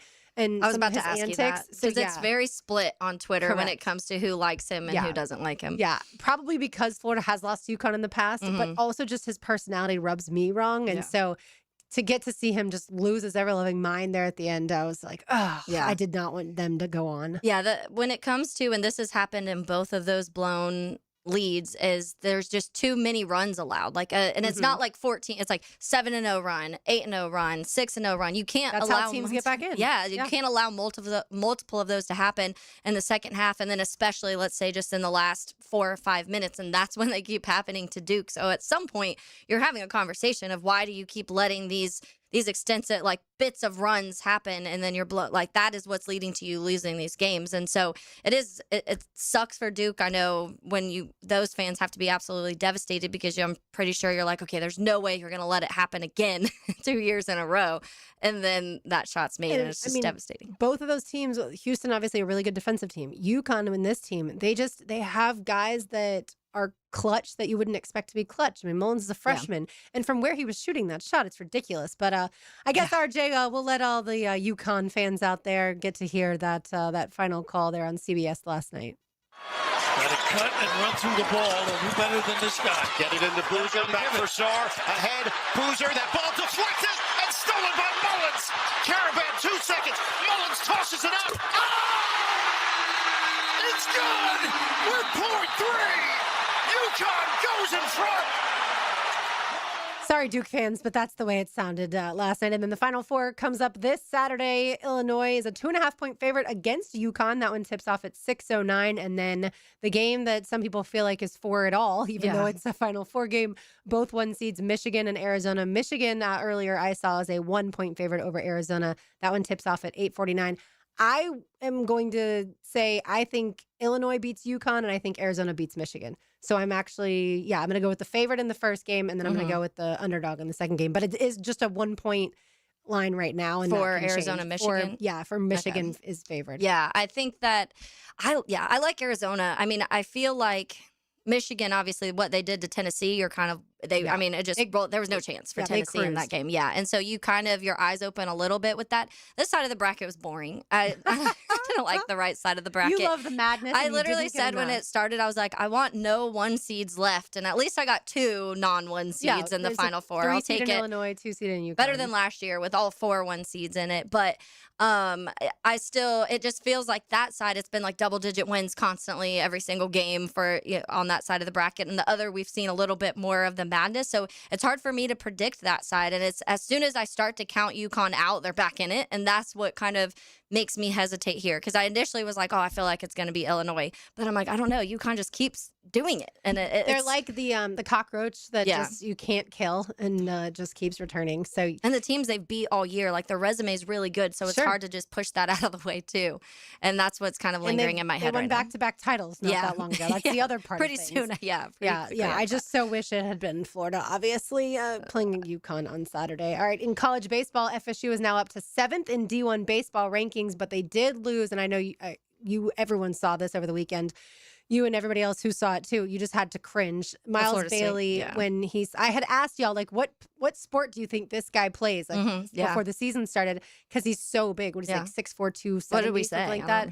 I think Tom immediately was like, well, I know he's not a football player because the way you would have asked asking, this. But I don't remember what maybe we said basketball. Maybe, but yeah, he was a first baseman, but the way he slid into second base was awful. What was crazy about seeing it is he didn't look to be in extreme pain right away. Like he sat up and you had to look down at that right ankle to see his foot was not the way it was supposed to be.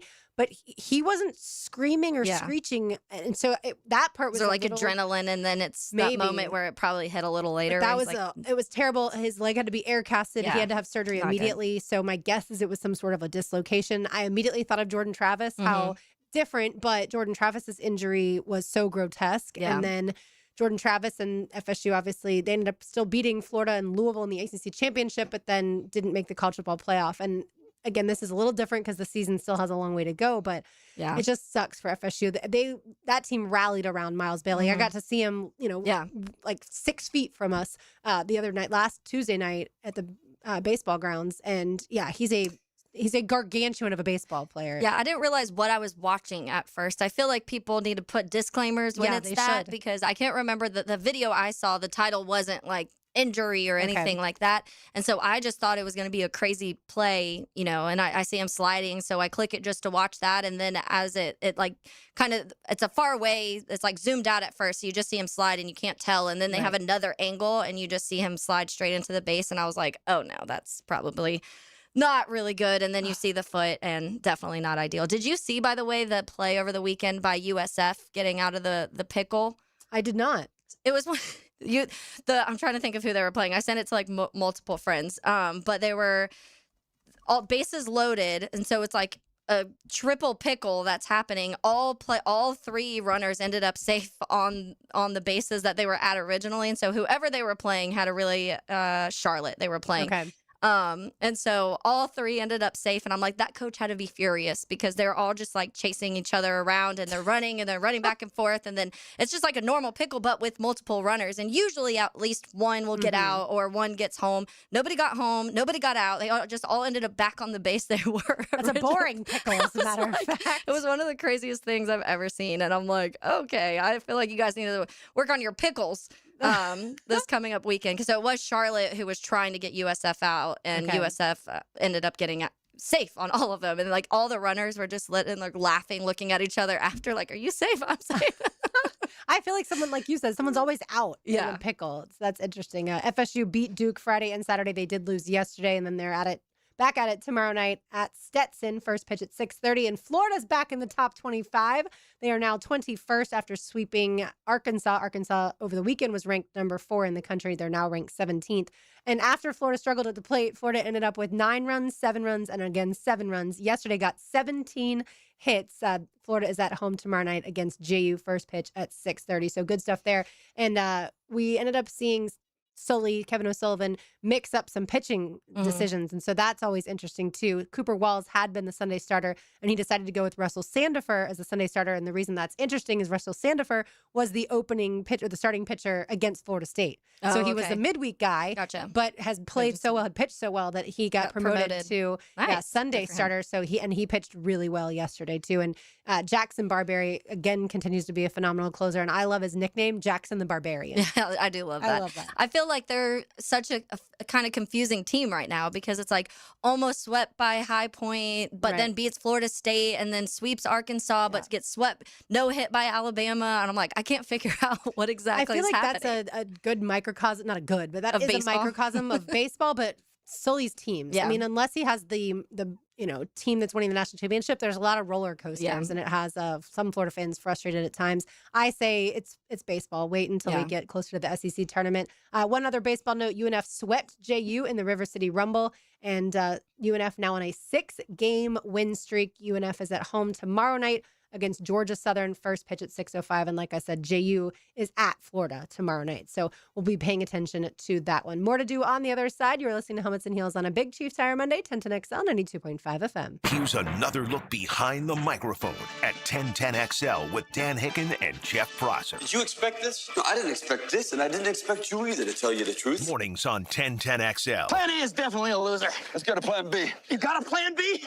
What does your dream backyard look like? The team at CSS Fireplaces and Outdoor Living can design an outdoor kitchen layout custom built to your taste and lifestyle. You dream it, they can build it. At CSS Fireplaces and Outdoor Living. CSSOutdoor.com. Big Chief Tire Monday on Helmets and Heels. Have you got concrete or asphalt rubble piling up?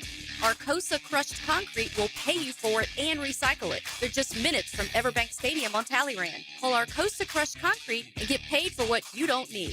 ArcosaCrushedConcrete.com. If you love the Jags, if you crave the NFL, we make a show for you. It's Jaguars Today with experts and insiders. Locked down by Renewal by Anderson Custom Windows and Doors. 10 to noon weekdays on 1010XL.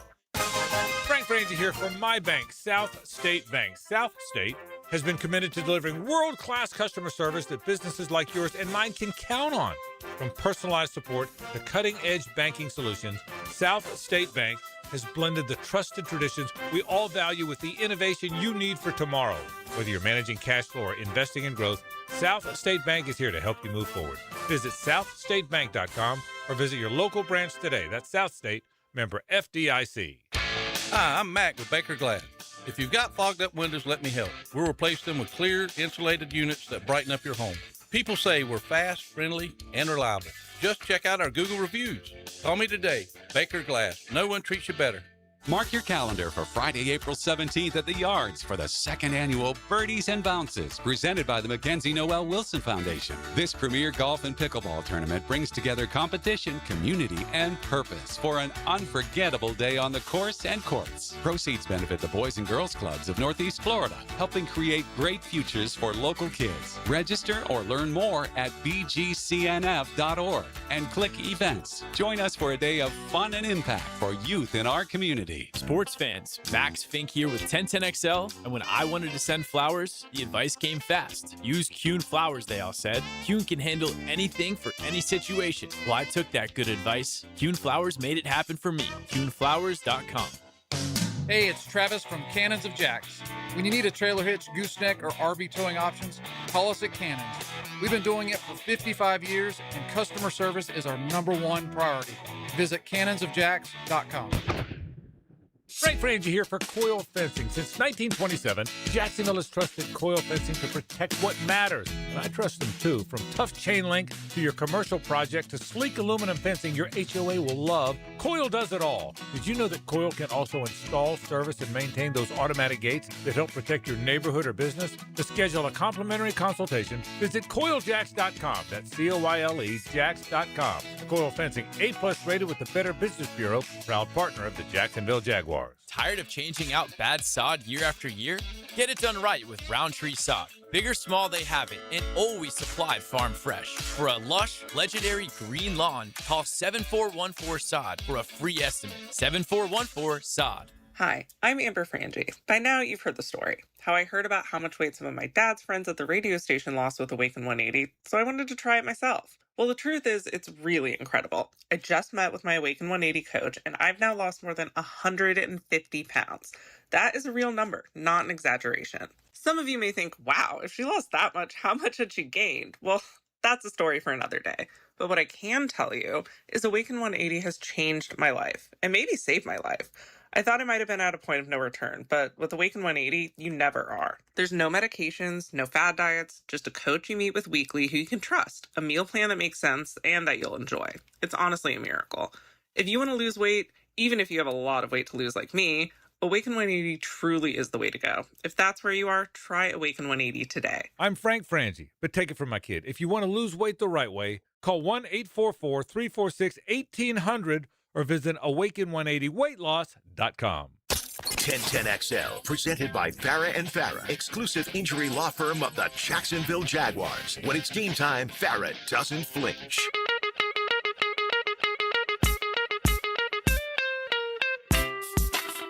Taylor Dahl, RJ Saunders. I'm Lauren Brooks with you. Tom McManus has today off. He'll be back with us tomorrow. Let's get into a little Lauren's Lane. Now, Lauren's Lane. Opened up by Closets by Design. Imagine your home totally organized.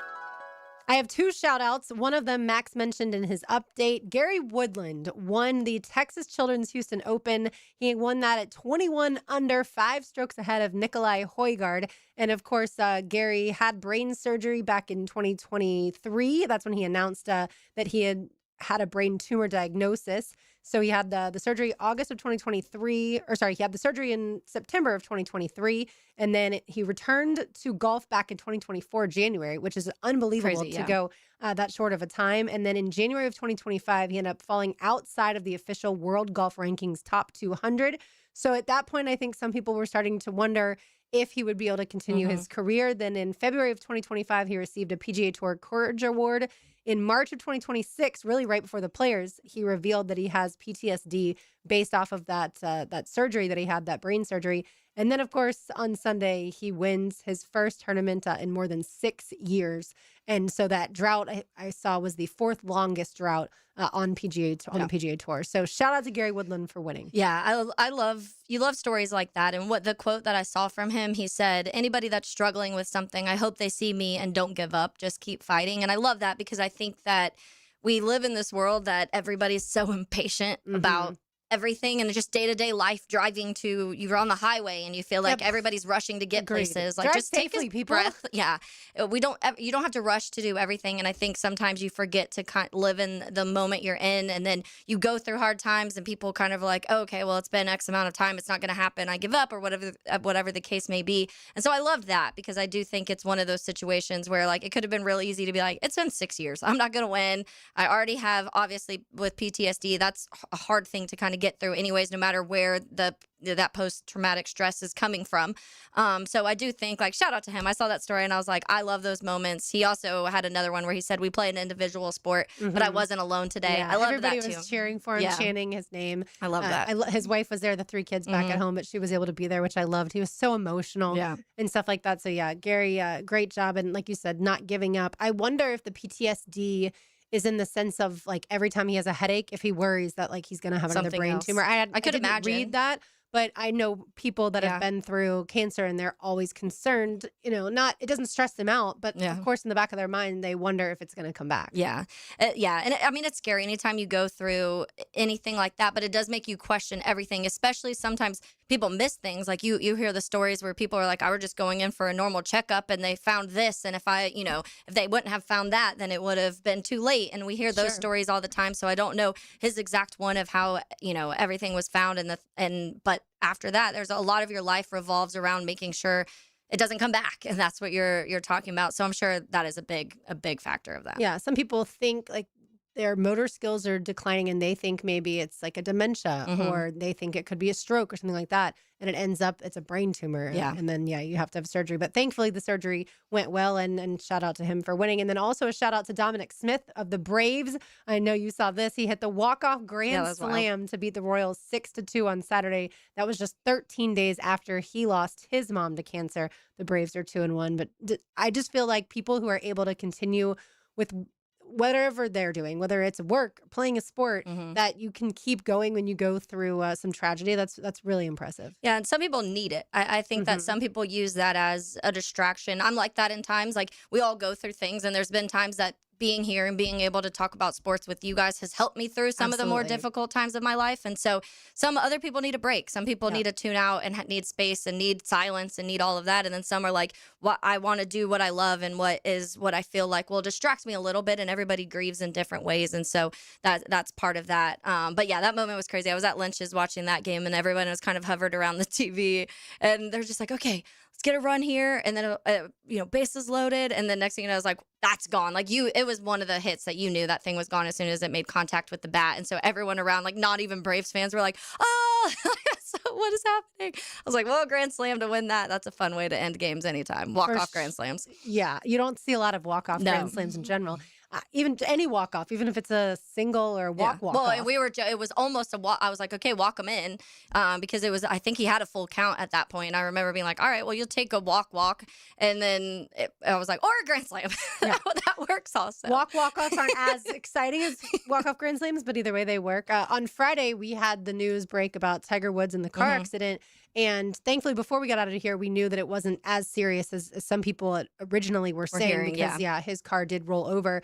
And he ended up he was breathalyzed, but he ended up blowing a 0.0, meaning he wasn't drinking. He was obviously taking some sort of assortment of pills. He said today that he's not going to get a driver. He does not like having any sort of, I guess, his privacy interfered with, I think is the way. Yeah, he despises public scrutiny and doesn't want anyone to watch over him or know what he is doing. And he thinks he's fine to drive. I would say the history. You're not. Right. Would go to show that 2 different serious car crashes are an issue. And so. And both times there was pills involved. Right. Like, I'm so thankful that he's alive. He survived it. And the other person that he hit is fine as well. But I feel like this needs to call for maybe some changes in his life. Yeah, it is, because it's also scary. I mean, I think we talk about him and not wanting anything to obviously happen to Tiger Woods, but when you get in a car and you're driving impaired in any way, you're affecting everybody around you at that point. And so if you don't want to think about yourself, at least think about all the other people. Your car was flipped over and you did hit another car. What if that other person was seriously injured? Then you're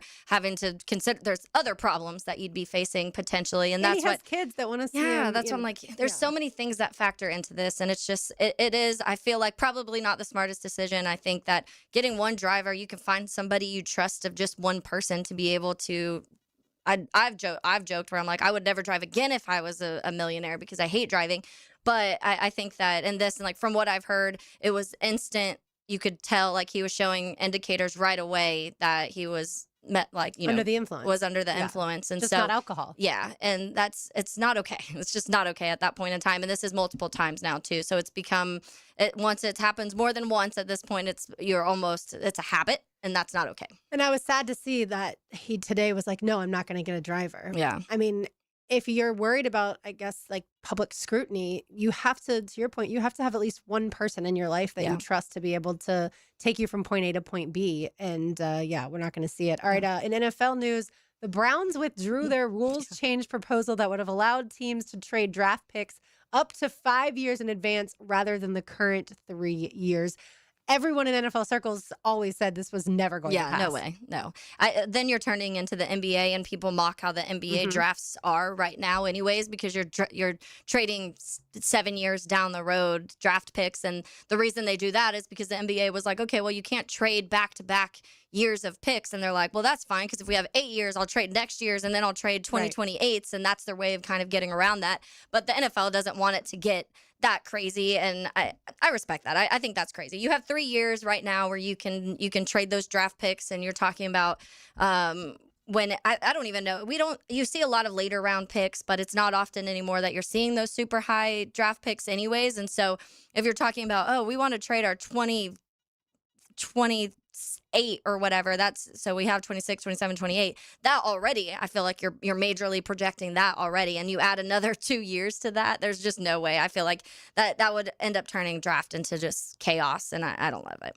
But they took it away. Everyone was probably like, don't do this. They were smart, I think, to withdraw it so that way it wasn't like a vote of 32-0 from the owners. The Browns were like, or I guess okay. 31-1 because the Browns would be the only team. Unless they voted against it and they were like, why did you propose this? Right, which doesn't make a whole lot of sense. We were talking a little bit about last week, the ABS. And so we saw Automatic the balls and first, strikes, the automatic ball strike. Bad weekend for CB Buckner. If anybody did not know, 26 incorrectly called balls or strikes. He led all of the umps in that. And so ump scorecards is one of my favorite ones to follow. And so they'll go through and they'll grade the umps after games or after the series, and how many balls balls and strikes they called wrong, and they'll show the little chart of everything. So it's really cool to follow along if you're just interested in seeing, because they'll tell you now, like, so-and-so, the ump for the series is this, and you can go and see what they call and all of that. But 26, the next closest was at 19. So that's a significant difference between what he was calling and everybody else. And then you have other ones who only had 5, 6, and 7, a decent amount. 1, 2, 3, 4, 5, 6, 7, 8, 9 different umps with 7 or less. So I feel like you should get a raise if you have less than 5 in each game. Yeah, maybe they do that. Maybe it's like incentives. Yeah. But because it's a problem. You should not. And the ones that he missed too, if you go through, because they have his like kind of spray chart of what he's missed. Some of the ones that he was calling strikes were like a foot outside of the zone. And that ump should probably be not suspended, that's too strong, but reprimanded. Yeah. And then, or go get their eyes tested, because I feel like, I know it's not easy to when that ball's coming at you 100 miles per hour, but clearly the indicator here is that there are a lot of umps that had 14 or less, and you had almost double that. So there's a problem. And those should be the ones in the postseason too. Yeah. Honestly, they should, and especially in the World Series. And one other NFL note, NFL owners are alarmed by the state of negotiations with the NFL Referees Association and have authorized staff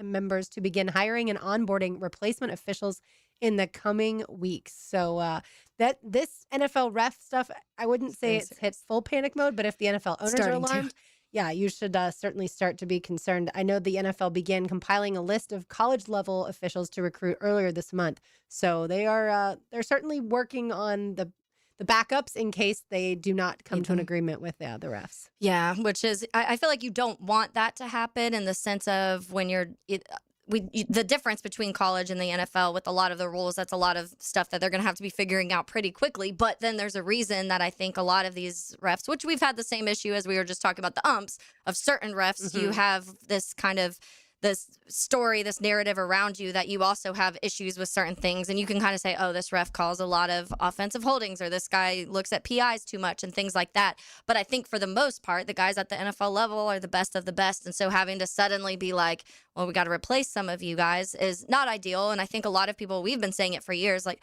pay these guys a little bit more because you have a product that, first of all, makes a lot of money. There's no reason you can't pay them more money because you feel like if you're paying them a higher level of money, then the ones you're getting are going to be that their standards even higher. And so that's a conversation we've had for a while now because it's just too inconsistent is the problem when it comes to the NFL officials of who calls who and all of those situations. And then the ones that have issues, it feels like the same issues that you've had for years. And all of that stuff has to get panned out at some point. Yeah, and we'll find out about the different rules that have been proposed as to whether or not they get approved. But I know replay enhancements is a huge part of that. If you have backup refs with new rules, that's when things start to get dicey a little bit. All right, the golden moment awaits on the other side. You are listening to Helmets and Heels. It's a Big Chief Tire Monday. You can book your appointments like I do online. WeKeepJacksRollin.com. They do a fantastic job. That's why they have thousands of 5-star reviews. It's Helmets and Heels 1010XL 92.5 FM. There's a certain romance to radio play-by-play. We need you to be all strong and hot. Experience the most play-by-play sports on 1010XL. Daly's Dash is not only your Jaguars game day stop, but a great place to grab a meal any day of the week. To honor the Jags and the fans, we've crafted the Duval Sub. The Duval comes with freshly sliced turkey ham, melted cheddar and habanero jack cheese, topped with crisp lettuce, fresh tomatoes, and a double portion of our secret sauce, all served on a fresh roll. Come by your local's Daly's Dash today to get your delicious Duval Sub. Daly's is the official convenience store sponsor of the Jacksonville Jaguars. It's a Helmets and Heels Big Chief Tire Monday. Transmission troubles? I'm Robin Sidbury, owner of Action Transmission Specialist on Merrill Road. So come in and see how we can help solve your transmission troubles. We service all makes and models. Remember, get traction. Call Action at 744-0755. When you step into a courtroom, you're stepping into a fight. Someone wins, someone loses. I'm attorney Brett Hastings, and at Hastings Injury Law, we've got the experience you want in your corner if you or a loved one suffer a personal injury or a wrongful death. We're here to fight for you. So if you get hit, hit back with Hastings Injury Law, offices Jacksonville. Find us on the web at 904hitback.com or call our 24-hour helpline, 904-HITBACK. The best value for golf in Jacksonville remains Cimarron. Totally reestablished with new tee boxes, improved fairways and greens, also a brand new restaurant with indoor and outdoor settings, and live music. Join the Wild One loyalty program online at Cimarron Golf. When's the last time you played Cimarron? Cimarron Golf Club on 210, the Wild One. Did you know that an annual coating inspection can extend the life of your building by years? Catching early signs like hairline cracks, fading, and moisture intrusion helps prevent costly repairs down the road and keeps your property looking its best. Our team at Performance Painting helps you stay ahead of maintenance with professional inspections and long-lasting coating solutions. Protect your building, protect your budget. Go to performance-painting.com to schedule a free inspection. Performance Painting, repair, protect, preserve. Performance Painting. I'm here with Clayton Bromberg of Underwood Jewelers. Clayton, you have told us about buying better quality diamonds, but is there any way to start with a smaller diamond and use it to trade up to a larger diamond later on? Frank, it's interesting you'd ask that because our founder, H.F. Underwood, popularized growing your diamond here in Jacksonville about 50 years ago, and it's something we still do today. When a customer buys an Underwood engagement ring or solitaire diamond pendant or a pair of ear studs, we guarantee they get the price they paid for it on the purchase of any larger diamond. Now, a lot of stores would say, big deal. We do that too, but here's the Underwood difference. We guarantee you get what you paid when you trade in your Underwood diamond, even if you're trading up by only $1. It's not that you have to trade up 2 for 1 like most jewelers ask. There have been literally thousands of people in the Jacksonville area who have taken advantage of our policy, and Underwood still grows a lot of diamonds for a lot of people. Underwood's, serving excellence since 1928. In San Marco, Avondale, and the shops of Ponte Vedra. Mark Watson with Hardball Creative. If you have a school, team, or group that would benefit from a team store, you're in luck because we now offer team stores. Check us out at hardballcreative.com. Hardball Creative. Hardball does it all. 1010XL, presented by Farah and Farah, exclusive injury law firm of the Jacksonville Jaguars. Focused, fueled, fearless, Farah. Now, the Monahan's golden moment. Monahan Jewelers in Atlantic Beach, your local family jewelers. Looping back around, we started the show talking about some Senior Bowl standouts that, because you mentioned, Lauren, that 8 of the 9 draft picks from the Jags draft last year all were at the Senior Bowl, and most of them talked about standing out in some way at the Senior Bowl. And so it's going to be interesting to see if that trend continues. And you and I were talking about it a little bit off air, just because they don't go to the combine. So is that a bigger indicator where we start shifting our focus to the Senior Bowl, because that's a high percentage in 1 year. And if that continues, even if this year you've got 11 picks, if 5 of them even like that, you're already talking about a significant number. So it will be interesting. But I mentioned we need to get our eyes on these Senior Bowl players. Yeah, we got to shift this a little bit. Yeah, Justin Mello posted something earlier. He did an interview with Jonah Coleman. He's a running back out of Washington. So we started the show with some of the running backs. And when we talked to him that one day, he was about to do the abbreviated interview conversation, because he was about to go talk to him. Yeah, and he said, so he messaged me today with the link to the interview, and he said it was one of his favorite interviews that he's done this offseason for any of them. And so I wanted to go through, and I was, just glancing. We started with some of the other running backs, but some of the stuff, he's only 5'8", so smaller, but 5'8", 220. Yeah, a little bit of a bowling ball there. It's like We've a got mojo almost. Blake Corum is one of the guys that they link him to a little bit. Obviously out of Michigan. We didn't see a ton of him this year, but a lot of people were super high on him. So they go through his strengths: compact, low center of gravity frame, generates natural leverage and lets him churn through tackles consistently. So that tackle breaking running back is kind of what he feels like. Outstanding feel for zone concepts, patient enough to let blocks develop, then decisive when he commits to the lane. Only 1 fumble on 396 career touches. Is the kind of ball security that earns late game trust and red zone trust, obviously. Contact, balance, and leg drive, soft, natural hands, played behind a patchwork offensive line, so didn't need a lot of help from that line to be able to have some of that success. And then red zone production is proven with 34 career rushing touchdowns.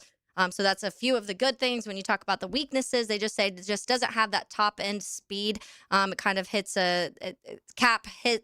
caps his big play potential, but faster defenders will be able to track him down. So there's some area of concern there. His pass pro technique needs a little work. Height limits his vision and traffic, and then the lateral explosiveness are some of the negatives. But a lot of the other good things when it comes to red zone, when it comes to not fumbling the ball, when it comes to being able to force those missed tackles and get through some of those lanes that maybe we've seen at times here being an issue. And we looked through, like you said, the standouts as it relates to Senior Bowl for those reasons. And by the way, I mentioned this because he had a formal interview with the Jaguars. Oh yeah, good call. The players that we talked about were edge, wide receiver, running back, and tight end, because those were the ones that of the different sites that were at the Senior Bowl that I read about. Caleb Banks would have played if he had been healthy at the Senior Bowl, which just put that in the back of your mind. And then I know a guy, Chad Ryder, had mocked to the Jaguars with pick 56, Rayshon Benny out of Michigan, a defensive tackle there. He was at the Senior Bowl as well. So even if he wasn't a standout, doesn't mean that the Jaguars wouldn't think about selecting him, and he would fall in that Senior Bowl category. Would there be a position group where if they picked it at 56, you'd be upset? Yeah, probably quarterback. Well, yeah, outside of quarterback. Upset.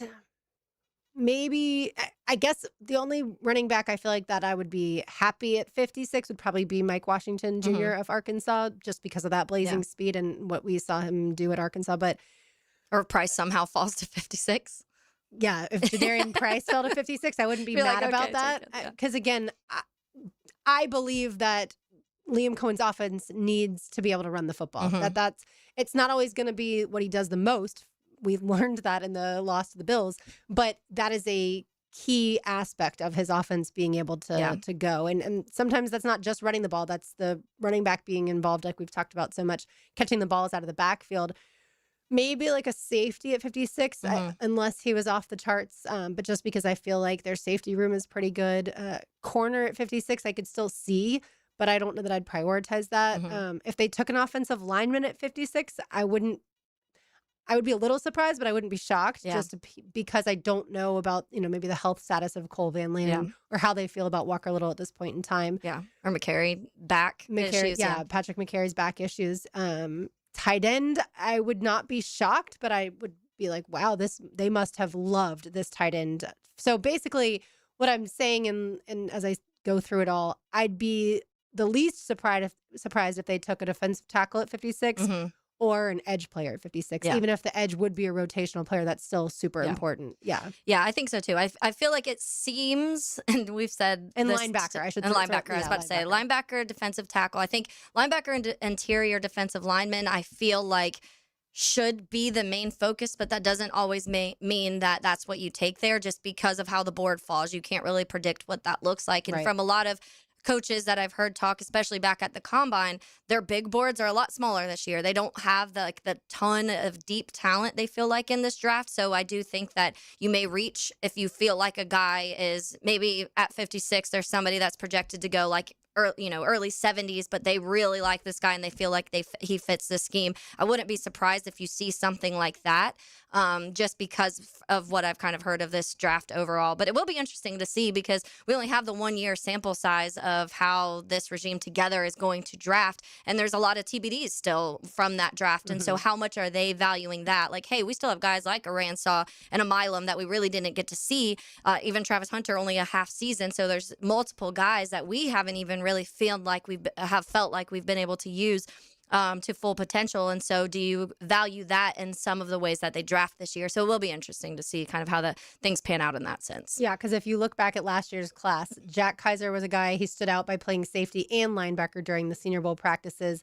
Jalen McLeod, who we didn't get to see at all, he did participate in the Senior Bowl. He's a linebacker / edge. To me, looked like at training camp, looked more like a linebacker than an edge as far as physicality goes. Tootin, we talked about, stand out in the Super Bowl, as was LaQuint Allen Jr. Ransaw participated in the Senior Bowl, while Milam did, Ray and Lane did, and Jonah Monheim did. And Ray and Lane, I thought, had a phenomenal season as far as special teams goes. But yeah, we didn't get to see a ton of Jonah Monheim either, which is a good thing. That means that Robert Hainsey, their starting center, did good. Yeah. Played well and stayed was healthy. Yeah, exactly. We got to see a little bit of Monheim. But yeah, interesting stuff there. So as we count down to the draft, is 24 days until the NFL draft. Time has flown by, that's for sure. The Pest of the Day awaits on the other side. Don't go anywhere. It's Helmets and Heels on a Big Chief Tire Monday, 10 to XL 92.5 FM. Streaming live from the XL Digital Studios. Polished by Harbor Dental Care, the locally owned smile restoration experts. Frank Frangie here. I've been telling you about Stanley Pools for years. But you know my favorite thing about this family-owned company? They take such good care of my pool. All I have to do is relax and enjoy it. Stanley Pools has been the best in the business since 1988, and their weekly maintenance makes owning a pool effortless. You can trust Stanley Pools to build your pool or upgrade it. They've done both for me. Call 904-269-7277 or find them online at StanleyPoolsFL.com. Stanley Pools, a family tradition of fine swimming pools.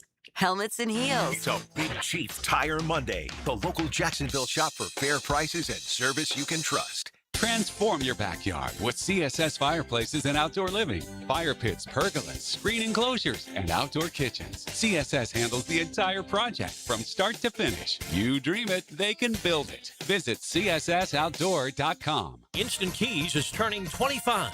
A quarter century of saving the day when your keys mysteriously vanish. Seriously, it was just in my pocket. Or when that remote fob decides to quit working. The dealership is such a hassle. For 25 years, Instant Keys has been the go-to locksmith service for car keys, house keys, transponders, re-keys, and even high-tech smart locks. You don't have to go to the dealer. Instant Keys comes to you for honest, professional locksmith service. Use Instant Keys. Jacksonville, get ready. April 6th, the Florida Theater presents Leonid and Friends. This 11-piece band brings the sound of Chicago to life. Horns, vocals, all the energy. Hear favorites from Chicago, Earth, Wind and Fire, Stevie Wonder, and more. One night only, April 6th. Get your tickets now at floridatheater.com. I used to dread going to the dentist. Every visit felt like a sales pitch with constant upselling, surprise fees on my bill, and I could never get in when I needed to. But Harbor Dental Care? Totally different. They saw me the next day, gave me honest pricing up front, and even set me up with a payment plan I could actually afford. No pressure, no surprise charges, just kind people who get it. If you want to experience dentistry the way it should be, book your appointment today at harbordental.care. That's HARBOUR dental.care. Bueller. Stay cooler with Bueller. Hey, pal. Stand back, Jason. I'm gonna Sneeze? Yeah, I saw that coming. It's all this spring pollen, Jason. It's outside and it's inside my house, and I just can't stop. I can't stop. Sneezing? Okay, let me help you with that. How can you help? At Bueller Air and Plumbing, we can improve your indoor air quality with air purifiers, UV lights, and filtration systems. Every new system we install includes high-efficiency 4-inch filters that work better and last longer, even if you forget to change them. Wow, that's amazing. That's amazing. Life can get pretty dusty sometimes. If you spend all day, you could miss it. Stay cooler with Bueller. Visit BuellerAir.com. Here's a little secret to why I've been married for over 25 years. Kuhn Flowers. Hot Flying Jacko here. Yeah, that's correct. When I need to send some love to my bride, I don't wait for an anniversary or her birthday. I just simply go to KuhnFlowers.com. 1010XL, presented by Farah and Farah, exclusive injury law firm of the Jacksonville Jaguars. Still present, ready. Farah doesn't flinch.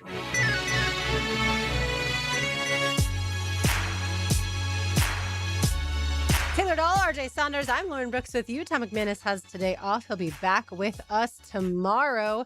Taylor, as I mentioned earlier in the show, the Jumbo Shrimp are back at home beginning a 6-game series tomorrow night. And I feel like I need to go to a game this week. You do. Yeah. You do. Got to get out there. This weather is going to be perfect this week. And I wasn't able to make it to the opening weekend. But when your weather looks like highs in the 70s or low 80s all week, lows in the low 60s to high perfect. 60s. I mean, come on, man. Yeah, it's fantastic out there. And I feel like if you didn't get to go and fully take advantage of some of the new, when it comes to those home plate seats or when it comes to the new right field area, there's 2 shops now. There's so much room. And obviously you still have the tiki area. You still have your normal seats. They have the boats, the shrimp boats and outfield now that you can also rent out. So there's just so many different options that they have. And it's just so much fun. So when the weather, before it starts getting 100 degrees, get out there. Which, based off of the weather that we've had the last few months, You never know. Yeah, it'll be 80 one week, 40 the next week, and then 100 the week after that. No, maybe we'll hold off on hundreds this year. And if we don't have anything over 90, I'm good with that. Yeah. All right, time now for the Pest of the Day. Is always brought to you by our friends at Terminix. You can find them online at Terminix.com. That's TERMINIX.com. They do a fantastic job taking care of all the pest control needs at our house, at Everbank Stadium, ViStar Ballpark, ViStar Veterans Memorial Arena, and all of your favorite event venues around town. Terminix.com. That's TERMINIX.com. I'm sorry, Caden Boozer. I know you already feel awful over throwing that ball to the wrong team as far as Duke's player giving the ball away with just a few seconds left against UConn. But I'm sorry, you have to be today's Pest of the Day just because I was actually rooting for Duke, and I'm never rooting for Duke. I just don't like UConn, especially considering the past that Florida has, and not even Danny Hurley. Back in 2014 when Florida lost with Big Pat Young, our good friend, it was against UConn. They beat them, and they beat Florida in the regular season and then turned around and beat Florida in the postseason as well in that tournament. So I don't like it. And I just feel for John Shire as a head coach, and Todd Golden, it's the same thing. When your team kind of collapses down the stretch, there's nothing you can do. Now, obviously, when Florida lost to Iowa, Iowa had the big lead that Florida was able to climb back in. And then for Duke, they had the lead. Other than to start the game, UConn led 2-0. Yeah. Other than And then that's it. Then UConn only led with 0.3 seconds left after that. Yeah, it's definitely not the way you want to be remembered at the end of the season when it comes to that. No, and it's unfortunate. I want to say they were. I saw a stat earlier too because he was shooting like 79% from the line or something like that, and I'm like, you have numbers like that, and then you're going to be remembered for the main issue at the end. Ball and don't get fouled, or they needed maybe another player to come help him. It just to throw it up kind of the way that he did. You got to know that player's going to get their hands up. And the Boozers. And then Duke didn't play great defense against Mullins for that 3. Yeah, and that's what you talk about. collapses, usually there's multiple things that happen of why the issue are. And then we talked about the end with Florida, and there was different conversations of why did Todd Golden do this and why didn't the team, when you talk about pressing and all of that stuff. But then you also have to, the guy has to make the shot, and both guys, when it comes to the Iowa, hitting the three, and then you when you're able to do that too, the momentum definitely feels like it's in your court. And that's why when we were talking earlier at the top of the show, I feel like it's just hard for me to not lean towards UConn, because that's what they're going to be coming off of is that momentum, and just that moment that doesn't happen often. And that's what we talk about, the March Madness and the buzzer beaters that you see every year. That's something that we're going to be talking about for a long time, that shot at the end. And unfortunately for Boozer, his name is going to be mentioned in that for a long time. Yeah, for sure. I wonder, will we remember it if UConn ends up losing either the Final Four or the national championship? Yeah, I think it'll still be talked about just because of, it was Duke. If it was somebody else, maybe the conversation's a little bit different, but Duke blowing another lead and the way that it happened, I think it will be talked about. But if they go on to win, obviously, if you get to, it's always going to be talked about forever if they get to the national championship. And so it will be interesting to kind of see what happens, because if it does, let's just say hypothetically, Illinois rolls UConn, maybe it's not addressed as much as possible because it was just kind of a blip on the radar of a whole tournament at that point. Yeah, I think so too. And when it comes to North Carolina's next head coach, since obviously North Carolina fired Hubert Davis, it doesn't seem like there's been a ton of movement at this point in time.